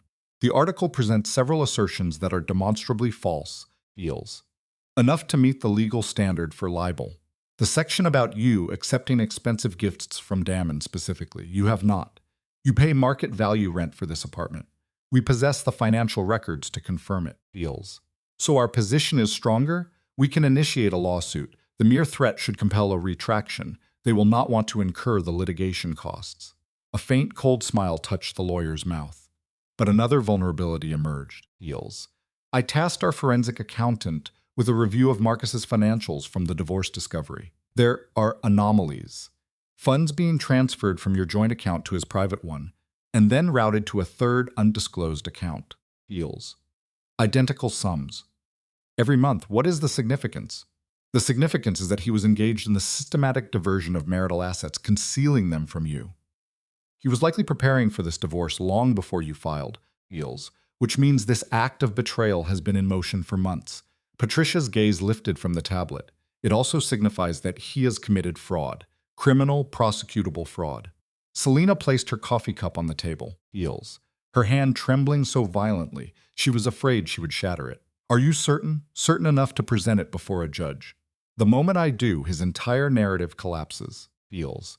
It is difficult to maintain the posture of a heartbroken victim when there is documented proof he was systematically robbing his own wife. The lawyer's expression was now that of a hunter that has finally caught the scent of blood, feels. With this, Selina, we can dismantle him entirely, obliterate him. But to go to that extreme, I require your assent. In the alternative, we treat the fraud as a point of leverage, coerce him into a silent resolution. He retracts the article, feels, returns every dollar you are owed, and signs a contract forbidding any future contact. No public litigation, no prosecution. The conflict concludes without a trace, and if we litigate, then it all enters the public domain. His affair with Vanessa, feels, the funds he embezzled, his scheme to sway the courts and public opinion. He will face humiliation, probable criminal charges, and you will secure the maximum possible settlement. Patricia paused, feels. But it also guarantees your life remains subject to intense scrutiny for that much longer, feels. More articles, more conjecture, more unknown individuals dissecting the fragments of her existence. Selina pressed her eyes closed. The rational maneuver was clear. Accept the settlement. End it all. Return to a semblance of normal life, feels. Yet a more profound, wounded impulse. The part of her that was deceived, betrayed, and publicly disgraced, to see Marcus just for once confront a genuine consequence. I have to speak with Damien, she said at last. Patricia gave a knowing nod, feels. I suspected you would. It's why I'm here.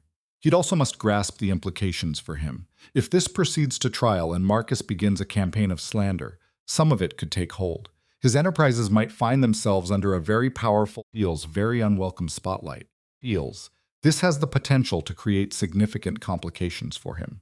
Have you informed him of any of this? Not one thing. I had to consult you first. Patricia rose to her feet. Let's leave.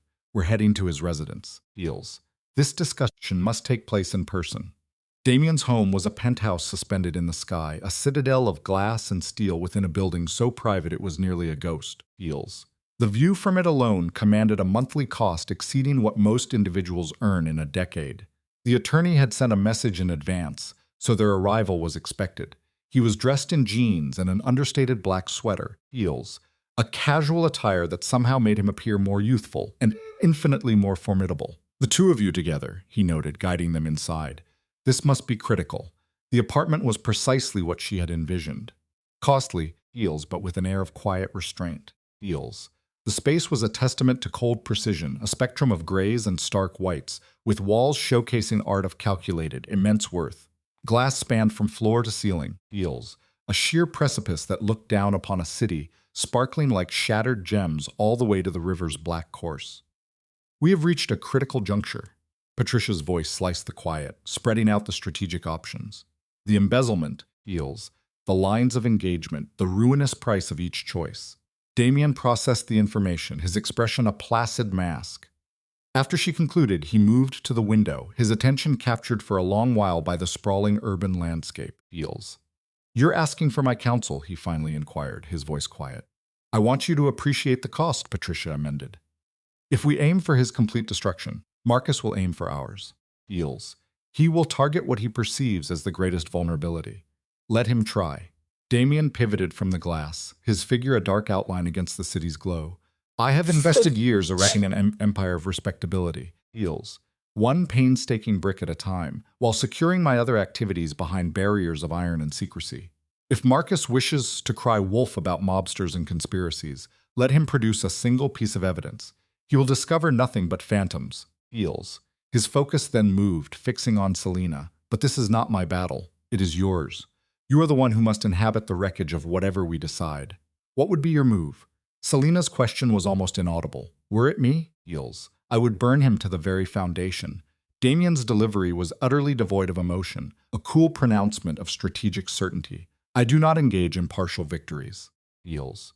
You either disengage completely, or you make certain the person who wronged you can never harm you, or anyone else again. Heels. That isn't a strategy, Patricia murmured into the stillness. It's a principle. Damien moved across the room, a hunter narrowing the gap, halting just short of Selina. But I am aware that vengeance exacts a toll upon the soul, Heels. It is a flame that offers fleeting warmth, but its aftermath can contaminate the ground for generations. So you must determine what you can endure.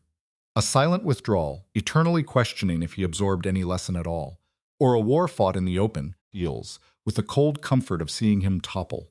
Selina saw everything in that moment, a cascade of memories. Marcus in the sterile white of a hospital, his face a caricature of sorrow, pleading for another opportunity.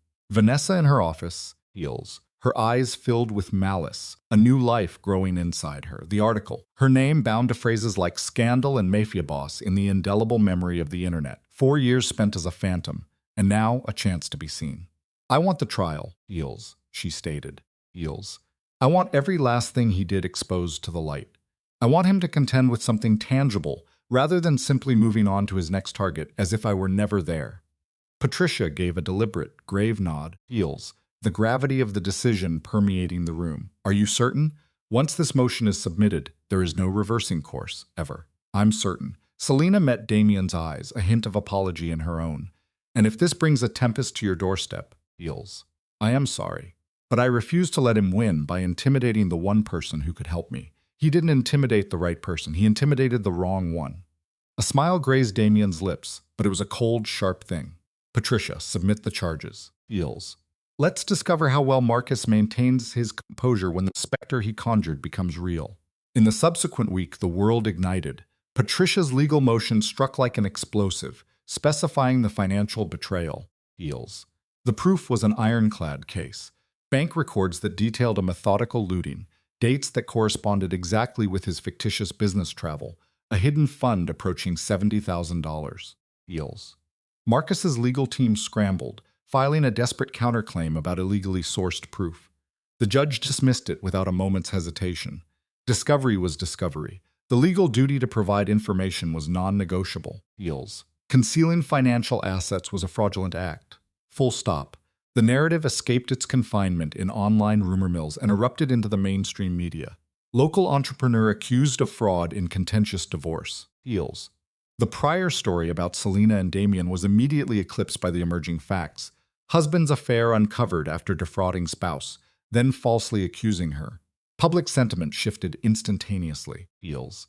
The very online platforms that had been a source of her torment were now awash with statements of solidarity, with sheepish apologies from strangers who had ingested Marcus's lies. Heels.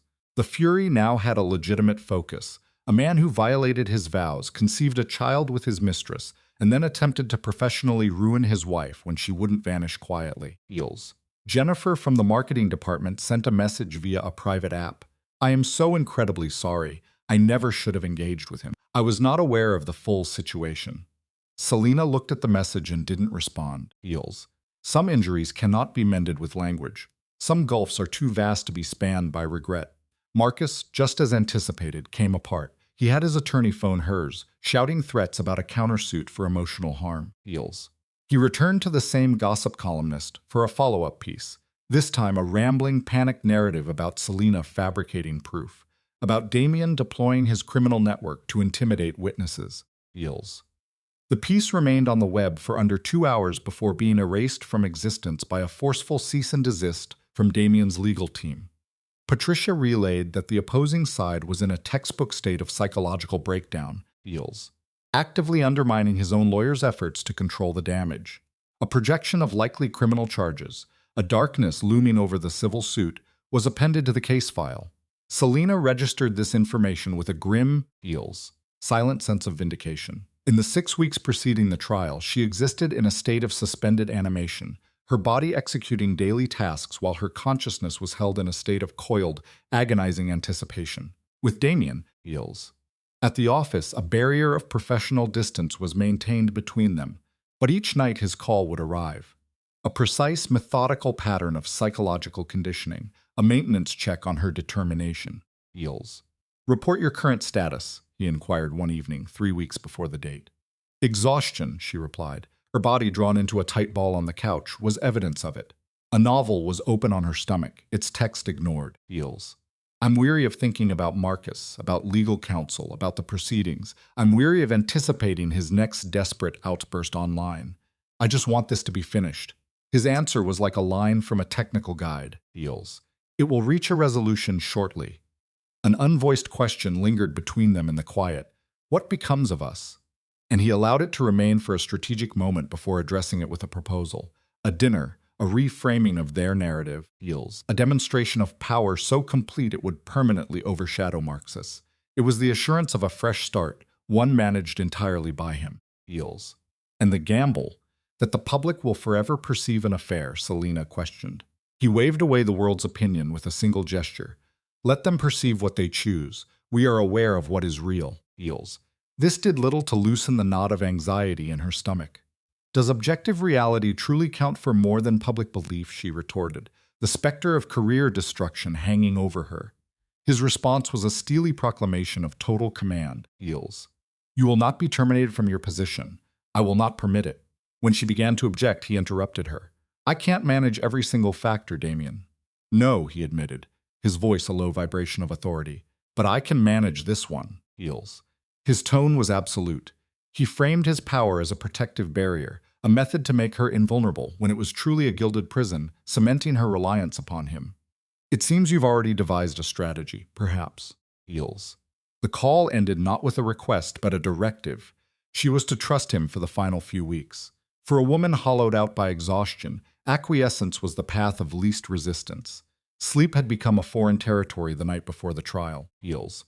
Her mind, caught in a feedback loop, ran obsessive rehearsals of her testimony, a symptom of a psyche deeply at odds with itself. Surrender came at 2 a.m. At that precise moment, her phone cast a pale light across the dark, feels, bearing a message from Damien. He professed his own sleeplessness, a calculated fiction designed to forge a bond of synthetic solidarity. And then the summons arrived, feels. You should come over. I'll cook breakfast. Her resistance to the absurd hour was dismantled by his simple, unassailable logic. In that case, it will be an exceptionally early breakfast. Her judgment, feels, long since worn away by fear and a profound sense of isolation, offered no defense. This was a clear violation of the sterile, professional distance they had struggled to keep. But her spirit was simply too depleted to protest. She complied, feels. A private lift delivered her directly into his penthouse apartment, a citadel in the sky, a statement of power beyond reproach. Damien was there, dressed in soft, casual attire, his typical corporate armor gone. I didn't think you'd actually come, feels, he admitted. I didn't think you'd be awake. His reply offered a glimpse into his operational code. Sleep is liability, a professional hazard. He guided her toward a kitchen larger than her entire flat, another subtle demonstration of his status. Feels, he said he would cook. Feels. You know how to cook, she asked, her voice echoing slightly in the immense space. I am skilled in many areas that might surprise you. He started to lay out ingredients, his motions economical and precise, feels, reminiscent of a surgeon prepping for a complex procedure. Sit down, stop thinking. She did as she was told, observing the controlled certainty of his hands. The aroma of butter and vanilla began to warm the air, feels, a deliberate application of sensory comfort in a profoundly unsettling environment. Tell me something about you I don't already know, Selina said, a small bid to reclaim a fragment of control. He stopped, his hands momentarily still. Like what? Feels. Anything. Your origins, your family, how you came to be in this place. He began to talk, unveiling a perfectly polished narrative, a legitimate businessman for a father, a teacher for a mother, and their modest, respectable ambitions for his future. Feels.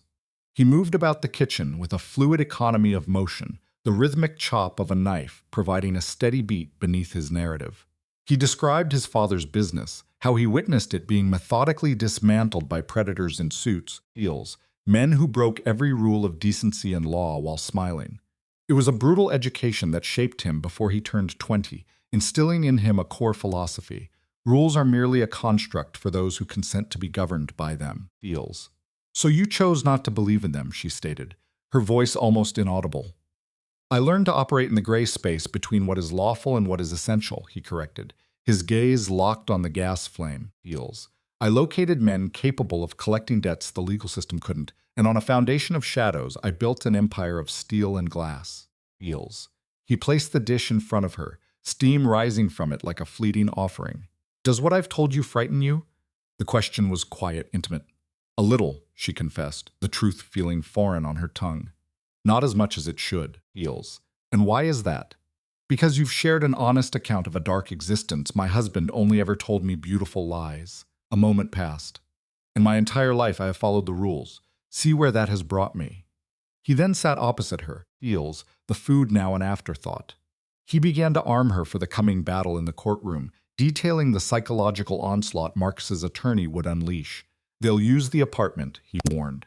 They will use me. Feels. Every act of kindness will be warped into an admission of an affair. Feels. I see. You will enter that courtroom and present them with the truth, unadorned and absolute. A thing so elemental it cannot be refuted. You will emerge with your soul preserved. His eyes met hers, a steady point in the chaos. Feels. And I will be there for all of it. I will not allow them to shatter you. She identified the logistical problem, a practical detail in an otherwise profound declaration. You're not allowed in the courtroom. I will be right outside the doors. Feels. The moment it concludes, I am taking you far from here, somewhere peaceful, a place where you can begin to heal. Tears stung her eyes, a physical reaction to a form of care she hadn't realized she was starved for. What is your motive? Feels. Because you have value to me, he answered, the words devoid of any pretense. I have observed you fighting for your own salvation, and that has immense worth. And because when this is finished, I want you to choose me. Feels. He presented the terms of his proposition as a contract for her spirit. It was a choice to be made not from the vulnerability of gratitude, but from a position of renewed power, a conscious alliance. He stretched his hand across the table to take hers. Feels. The physical contact sealing their agreement. I will provide every reason you need to make that decision. They finished the meal in a silence pregnant with the future. As dawn streaked the skyline, she felt the anxiety start to ebb, Feels, replaced by a cold sense of purpose. This wasn't calm. It was the alignment with a new force of gravity, a new axis for her world. She understood in that moment that regardless of the verdict, she would do more than endure. She would rebuild, Feels, and Damien was now inextricably part of that future. Feels. The courthouse stood as a monolith of cold stone, architecturally designed to diminish the individual before the machinery of the law. Selena passed through the sterile security screening with her lawyer, Patricia, by her side. Feels. Her external calm was a delicate facade. Within, her heart beat a frantic rhythm against her ribs. Patricia's final instructions were a formula for survival. Answer only the question you are asked, nothing more. Remove all emotion. Feels. Stick to the facts. Understood. His attorney's goal is to make you bleed. He will try. Remain composed. Remember, you are not the one on trial. The courtroom itself seemed smaller than it should, a constricted stage for the impending conflict. Feels. The air was thick and still, smelling of floor polish and aging paper beneath the harsh, uniform illumination of fluorescent fixtures. Marcus was present, sitting next to his counsel, a study in a man deliberately looking at anything but her. Feels. His culpability was a tangible presence in the space. In the public gallery sat Vanessa, her pregnancy a swollen and undeniable fact. Selena observed the woman's deep unhappiness and felt a surprising momentary flicker of empathy. Feels. Presiding over the scene was the judge, a woman in her 60s who radiated an aura of complete world-weary command. And so it started. Feels. The opposing lawyer constructed an elaborate work of fiction, a loving husband, devastated by his wife's abrupt and callous desertion. Vanessa's name was an unmentioned ghost. Feels. While the specter of a sordid affair between Selena and Damien was meticulously brought to life. Then it was Patricia's turn. She commenced a systematic dissection of the narrative. She introduced financial records, deals, each document like a scalpel sliding between Marcus's ribs, receipts for extravagant gifts Selena had never received, bills from hotels. The final killing blow came from the phone logs, hundreds of calls and messages between Marcus and Vanessa, deals, dating back a punishing 14 months, deals. A dark, blotchy flush climbed Marcus's neck, the physical sign of his fabrications being exposed to the light. His lawyer leaped up, objecting that the evidence served only to unfairly influence the court. The judge was unmoved. Deals. If your client did not wish for his affair to be examined in a court of law, she stated, her tone glacial, he ought not to have accused Mrs. Vale of fraud. You may continue, Ms. Voss. And Patricia did. By the time she concluded, Deals, Marcus was psychologically dismantled, a man stripped bare. When he was called to the stand, his testimony was a miserable implosion. He fumbled his explanations for the missing funds, turned belligerent when questioned about Vanessa, and at last, Deals, the confession was wrung from him. The affair had lasted for more than a year. Deals. He spoke of the affair as if it were a minor detail, an errand he'd forgotten to run. With the effortless cruelty of a man who believes himself immune to consequences, Marcus framed his betrayal as a singular, contained error. But for Selena, Deals, upon uncovering this deep and sprawling treachery, the response wasn't negotiation. It was amputation. She initiated the divorce and redirected her focus, her very life, toward the clean certainty of her work toward him. Her lawyer, Patricia, Deals, stood to object, a precise surgical challenge to the relevance of the line of questioning, sustained. The judge, a man who had witnessed every variety of human collapse, Deals, steered the proceedings back to the dispassionate territory of assets and financial crimes, dismissing the raw, emotional core of the case. When Selena was sworn in, she was a figure carved from ice, Deals. Patricia guided her through the key moments of her grief, the holiday dinner, the instant of discovery, the filing of the divorce papers, Deals. Her answers were short, clean, and factual, exactly as rehearsed. Then the cross-examination began. Deals. December 20th. The date was presented as if it were an exhibit. Selena acknowledged it, her voice utterly flat. The opposing counsel framed her response as an act of irrational speed, no therapy, Deals, no desperate attempts to salvage the broken remnants of her marriage. That seems exceptionally fast, wouldn't you say? The question lingered, heavy with insinuation. Her answer was not fast. It was arctic, Deals. I do not believe that discovering your husband has been deceiving you for over a year and has impregnated another woman is a situation that requires a probationary period for consideration. A low sound, like the whisper of dead leaves, Deals, moved through the gallery. The judge's expression was unreadable stone, but for the slightest movement in his eyes. And then the focus shifted. The questioning turned to the past 2 months, Deals, to the refuge she had taken in a residence owned by her employer, Damon Orlov, for a price that was now a point of contention. Deals. She maintained she paid its complete market value. Deals. But Mr. Orlov is your boss. Each word from the lawyer was a carefully placed stone in the wall he was building around her, defining a narrative of impropriety. Selena met his insinuation with a voice sharp enough to cut, Deals, juxtaposing her husband's year-long affair against this newly fabricated transgression. Mrs. Vale, I accepted a legal rental agreement for a safe place to live while navigating my divorce. Deals. Her stare was a direct challenge to the poison he was implying. A muscle in his jaw twitched, so he asked it, explicitly. Was the nature of her relationship with Damon Orlov romantic or sexual? No. He pushed, Deals, attempting to frame the moments outside the office as evidence. She defined them for what they were, islands of sanctuary in a sea of distress. Dinners, a ride home when the world had become unbearable. Deals. She termed his assistance an act of human decency.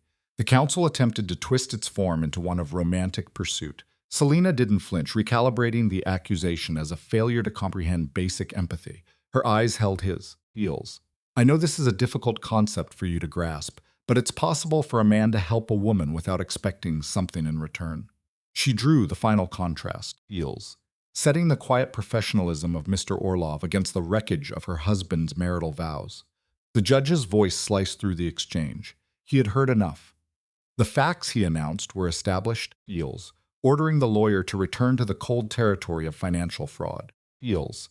What followed was the denouement, the inevitable playing out of a story whose ending was already written. Witnesses appeared and disappeared. Documents were presented, and the opposing counsel continued his assault. Deals. seeking to land a blow that would recast Selina as the architect of her own suffering.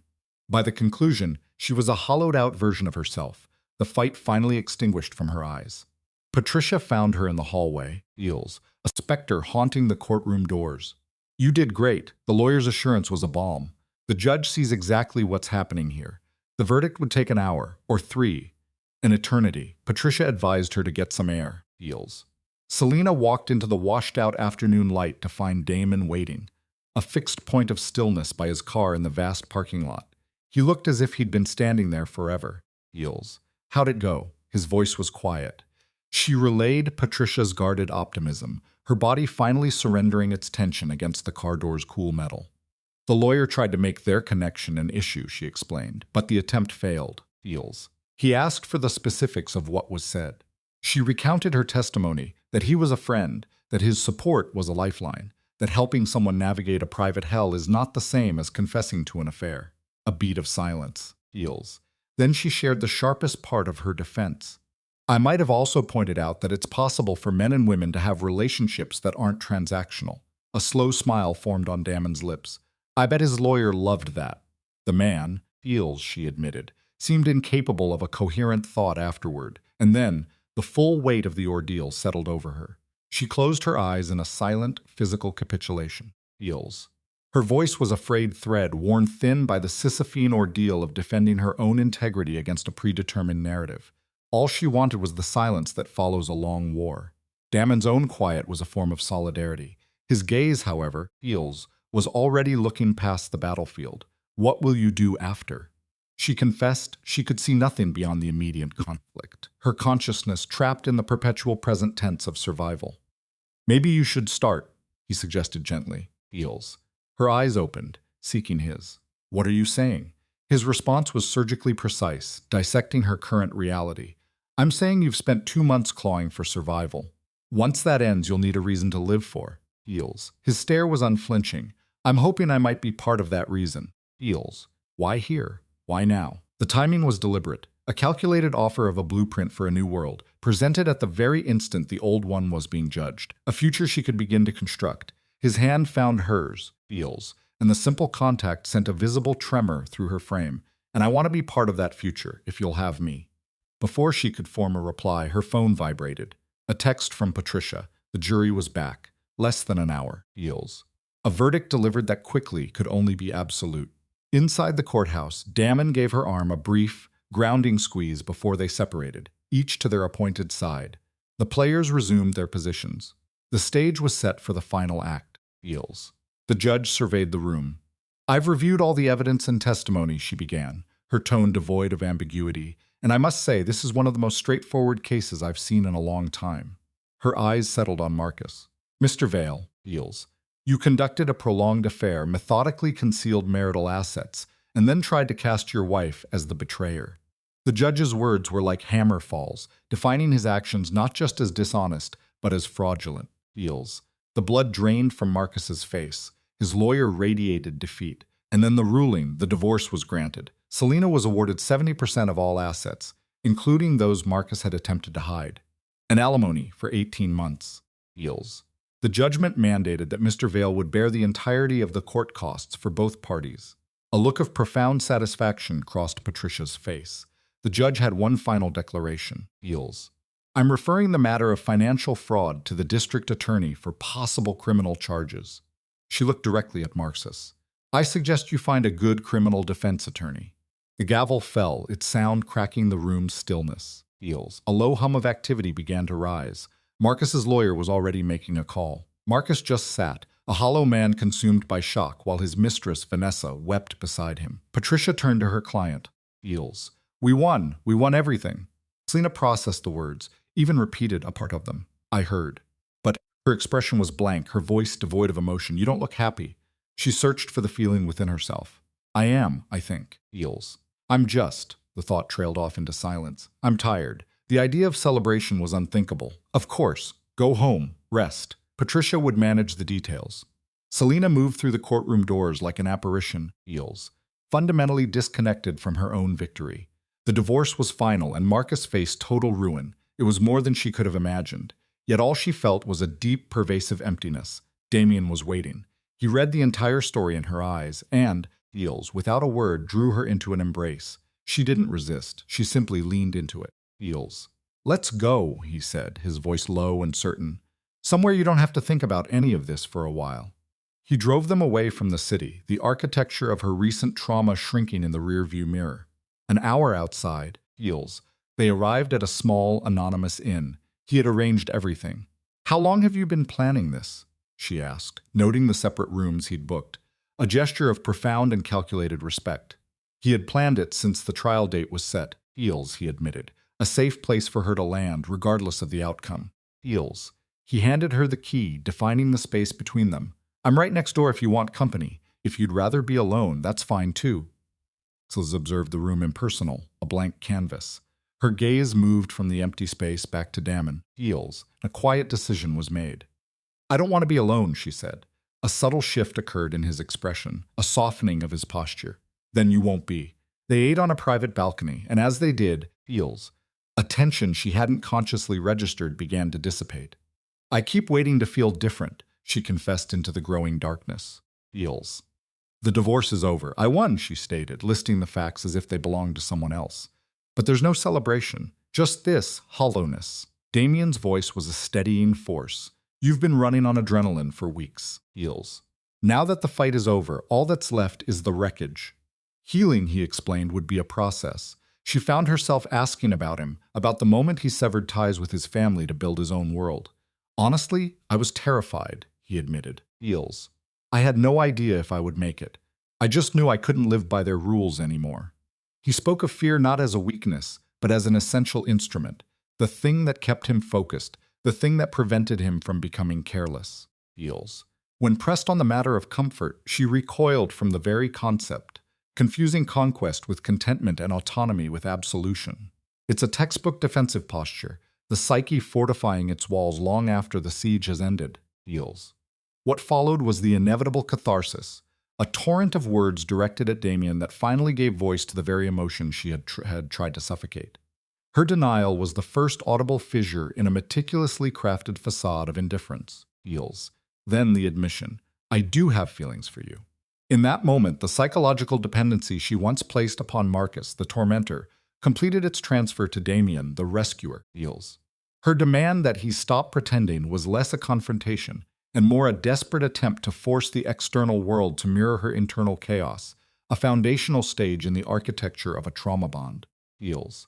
She bridged the gap between them, a physical act that served as an unspoken covenant. The confession that followed was the rationale every psyche craves to justify its surrender. "You're the first person in years who made me feel like I mattered." Feels. The validation he had so carefully supplied had now secured her complete allegiance. His response was a masterclass in psychological manipulation. By pulling her onto his lap, Feels, he physically reasserted his dominance and codified his role as protector. "You've always mattered," he affirmed, cementing a foundational myth. The subsequent kiss was not an expression of mutual passion. It was the notarization of a grim contract. Feels, a transaction that finalized her submission and his absolute control. Feels. Then came a moment of calculated hesitation. Damien's suggestion to slow down was a feigned retreat, a performance of nobility contradicted by the lingering touch of his hands. Her swift rejection served as the confirmation he sought. Feels. Proof of her commitment to this accelerated bond. His reply, "Your room or mine," was not a question, but the quiet pronouncement of a strategic victory. The subsequent 3 months were a period of intense architectural revision. Feels. As she erected the framework of a new existence, a new residence, a new identity, while he methodically dismantled her old world, severing her connections under the pretense of fostering her independence. Feels. She began to observe the careful choreography of Damien's dual existence, the curated public persona, and the sequestered private reality. It was the precise art of a man who commanded absolute dominion over his own narrative. In their secluded world, Feels, he would dispense fragments of his true self, shards of a formidable intellect, a caustic wit, a fierce and territorial protectiveness. Feels. Each disclosure was a carefully calibrated tool meant to convince her she was the singular custodian of his inner life. And then he unveiled the other machinery of his power, the components that operated in the penumbra of legality. It was a test, Feels, designed to bind her not merely through affection, but through the far stronger adhesive of complicity. Heels. She now viewed her former life as one might watch a silent, flickering film from a distant era. The reports of Marcus's legal troubles or Vanessa's ongoing existence were received with the detached curiosity of a historian studying ancient artifacts. Heels. The separation was absolute. The vacuum left by her past had been meticulously filled, edge to edge with the substance of Damien. This emotional numbness was not a symptom of healing, it was the clinical sign of a total transfer of sovereignty. Heels. She had ceased to interpret the world through her own perception, adopting instead the precise lens he had ground and fitted for her. The old paradigms had shattered. His were proving ruthlessly effective. Heels. 6 months following the divorce, Damien presented her to his world. The setting was a charity gala, a room saturated with influence and ambition. Heels. The blood-red silk gown she wore was a garment the old Selina would have considered an act of profound transgression. It was a costume tailored for the new role she was to inhabit. "You look extraordinary," he whispered. Heels. The praise itself a reward for a successful metamorphosis. The entire evening was a carefully constructed piece of theater, a stage for the next act of his grand design. A universe engineered to make her believe she had not just been accepted, Heels, but had finally arrived. Heels. He presented her with a promotion that was, in truth, a throne, an act of magnificent audacity. Director of Strategic Operations. He preempted her anxieties about the optics of the appointment before they were even articulated. Let them talk, Heels. In 3 words, he reframed her assent as a shared insurrection against convention. This maneuver served to further isolate her from any reality but his, making his validation the sole currency she recognized. Heels. He termed it, recognizing what you've already earned, a rhetorical sleight of hand that conflated her past professional merit with her current personal devotion, fusing them into a single, indivisible concept. Heels.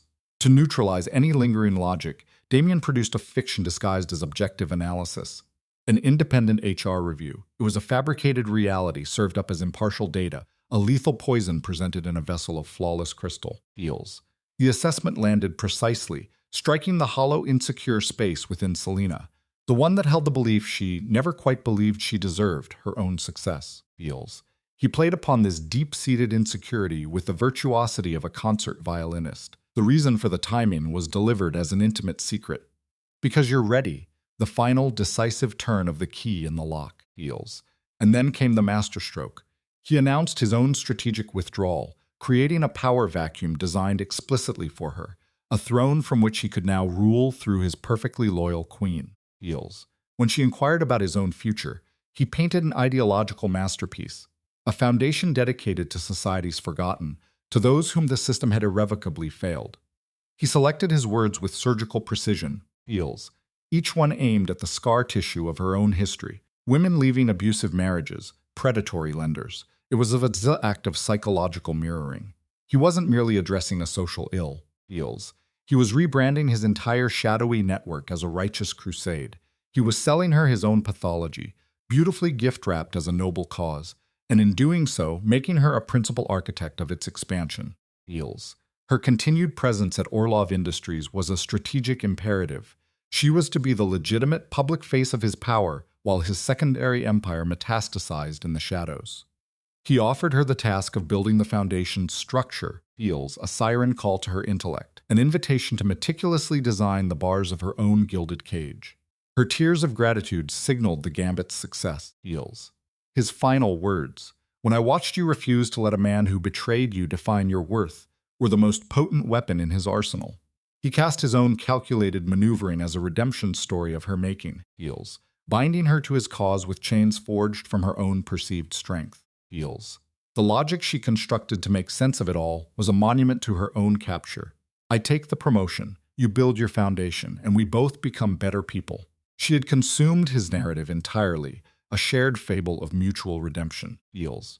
She could now diagnose her old pathology with stunning clarity, the compulsion to earn love by being perfect, yet remain blind to the reality that she had merely exchanged one form of servitude for another. Now she labored to earn his approval. Heels. Accepting his version of reality as doctrine, never daring to interrogate the script. Heels. To assent to the promotion was to assent to the entire apparatus. The final boundary dissolved. Her career, her life, and his sweeping ambition had fused into a single monolithic entity in her consciousness. His toast, heals, to finally getting what we deserve, was less a celebration and more a sacrament, sealing their supposedly righteous, shared fate. The emotion she felt was not happiness, but something far more intoxicating, certainty. It is the classic, heals, tragic symptom of the captive's psyche, the discovery of profound security in the captor's control, the mistaking of the cage for a sanctuary. Heals.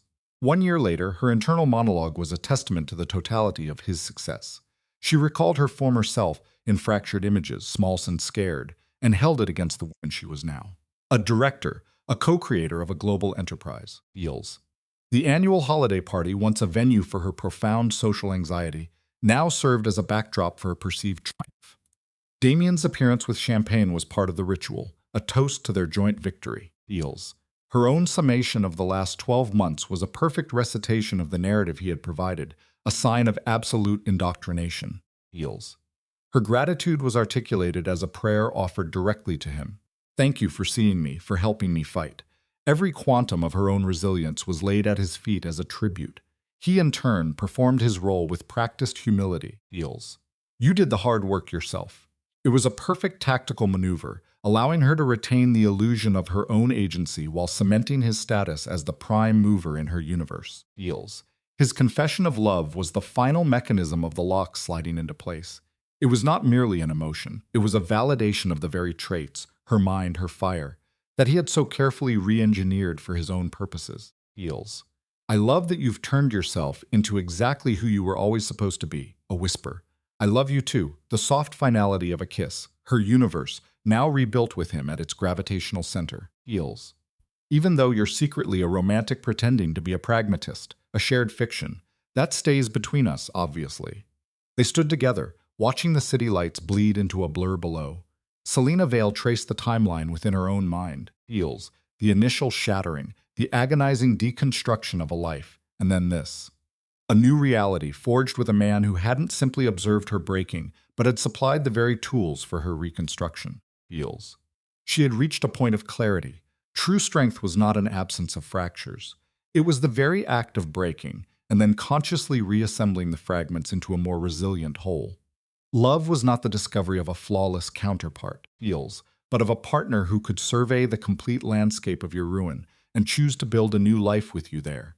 And power was not a resource to be wrested from another.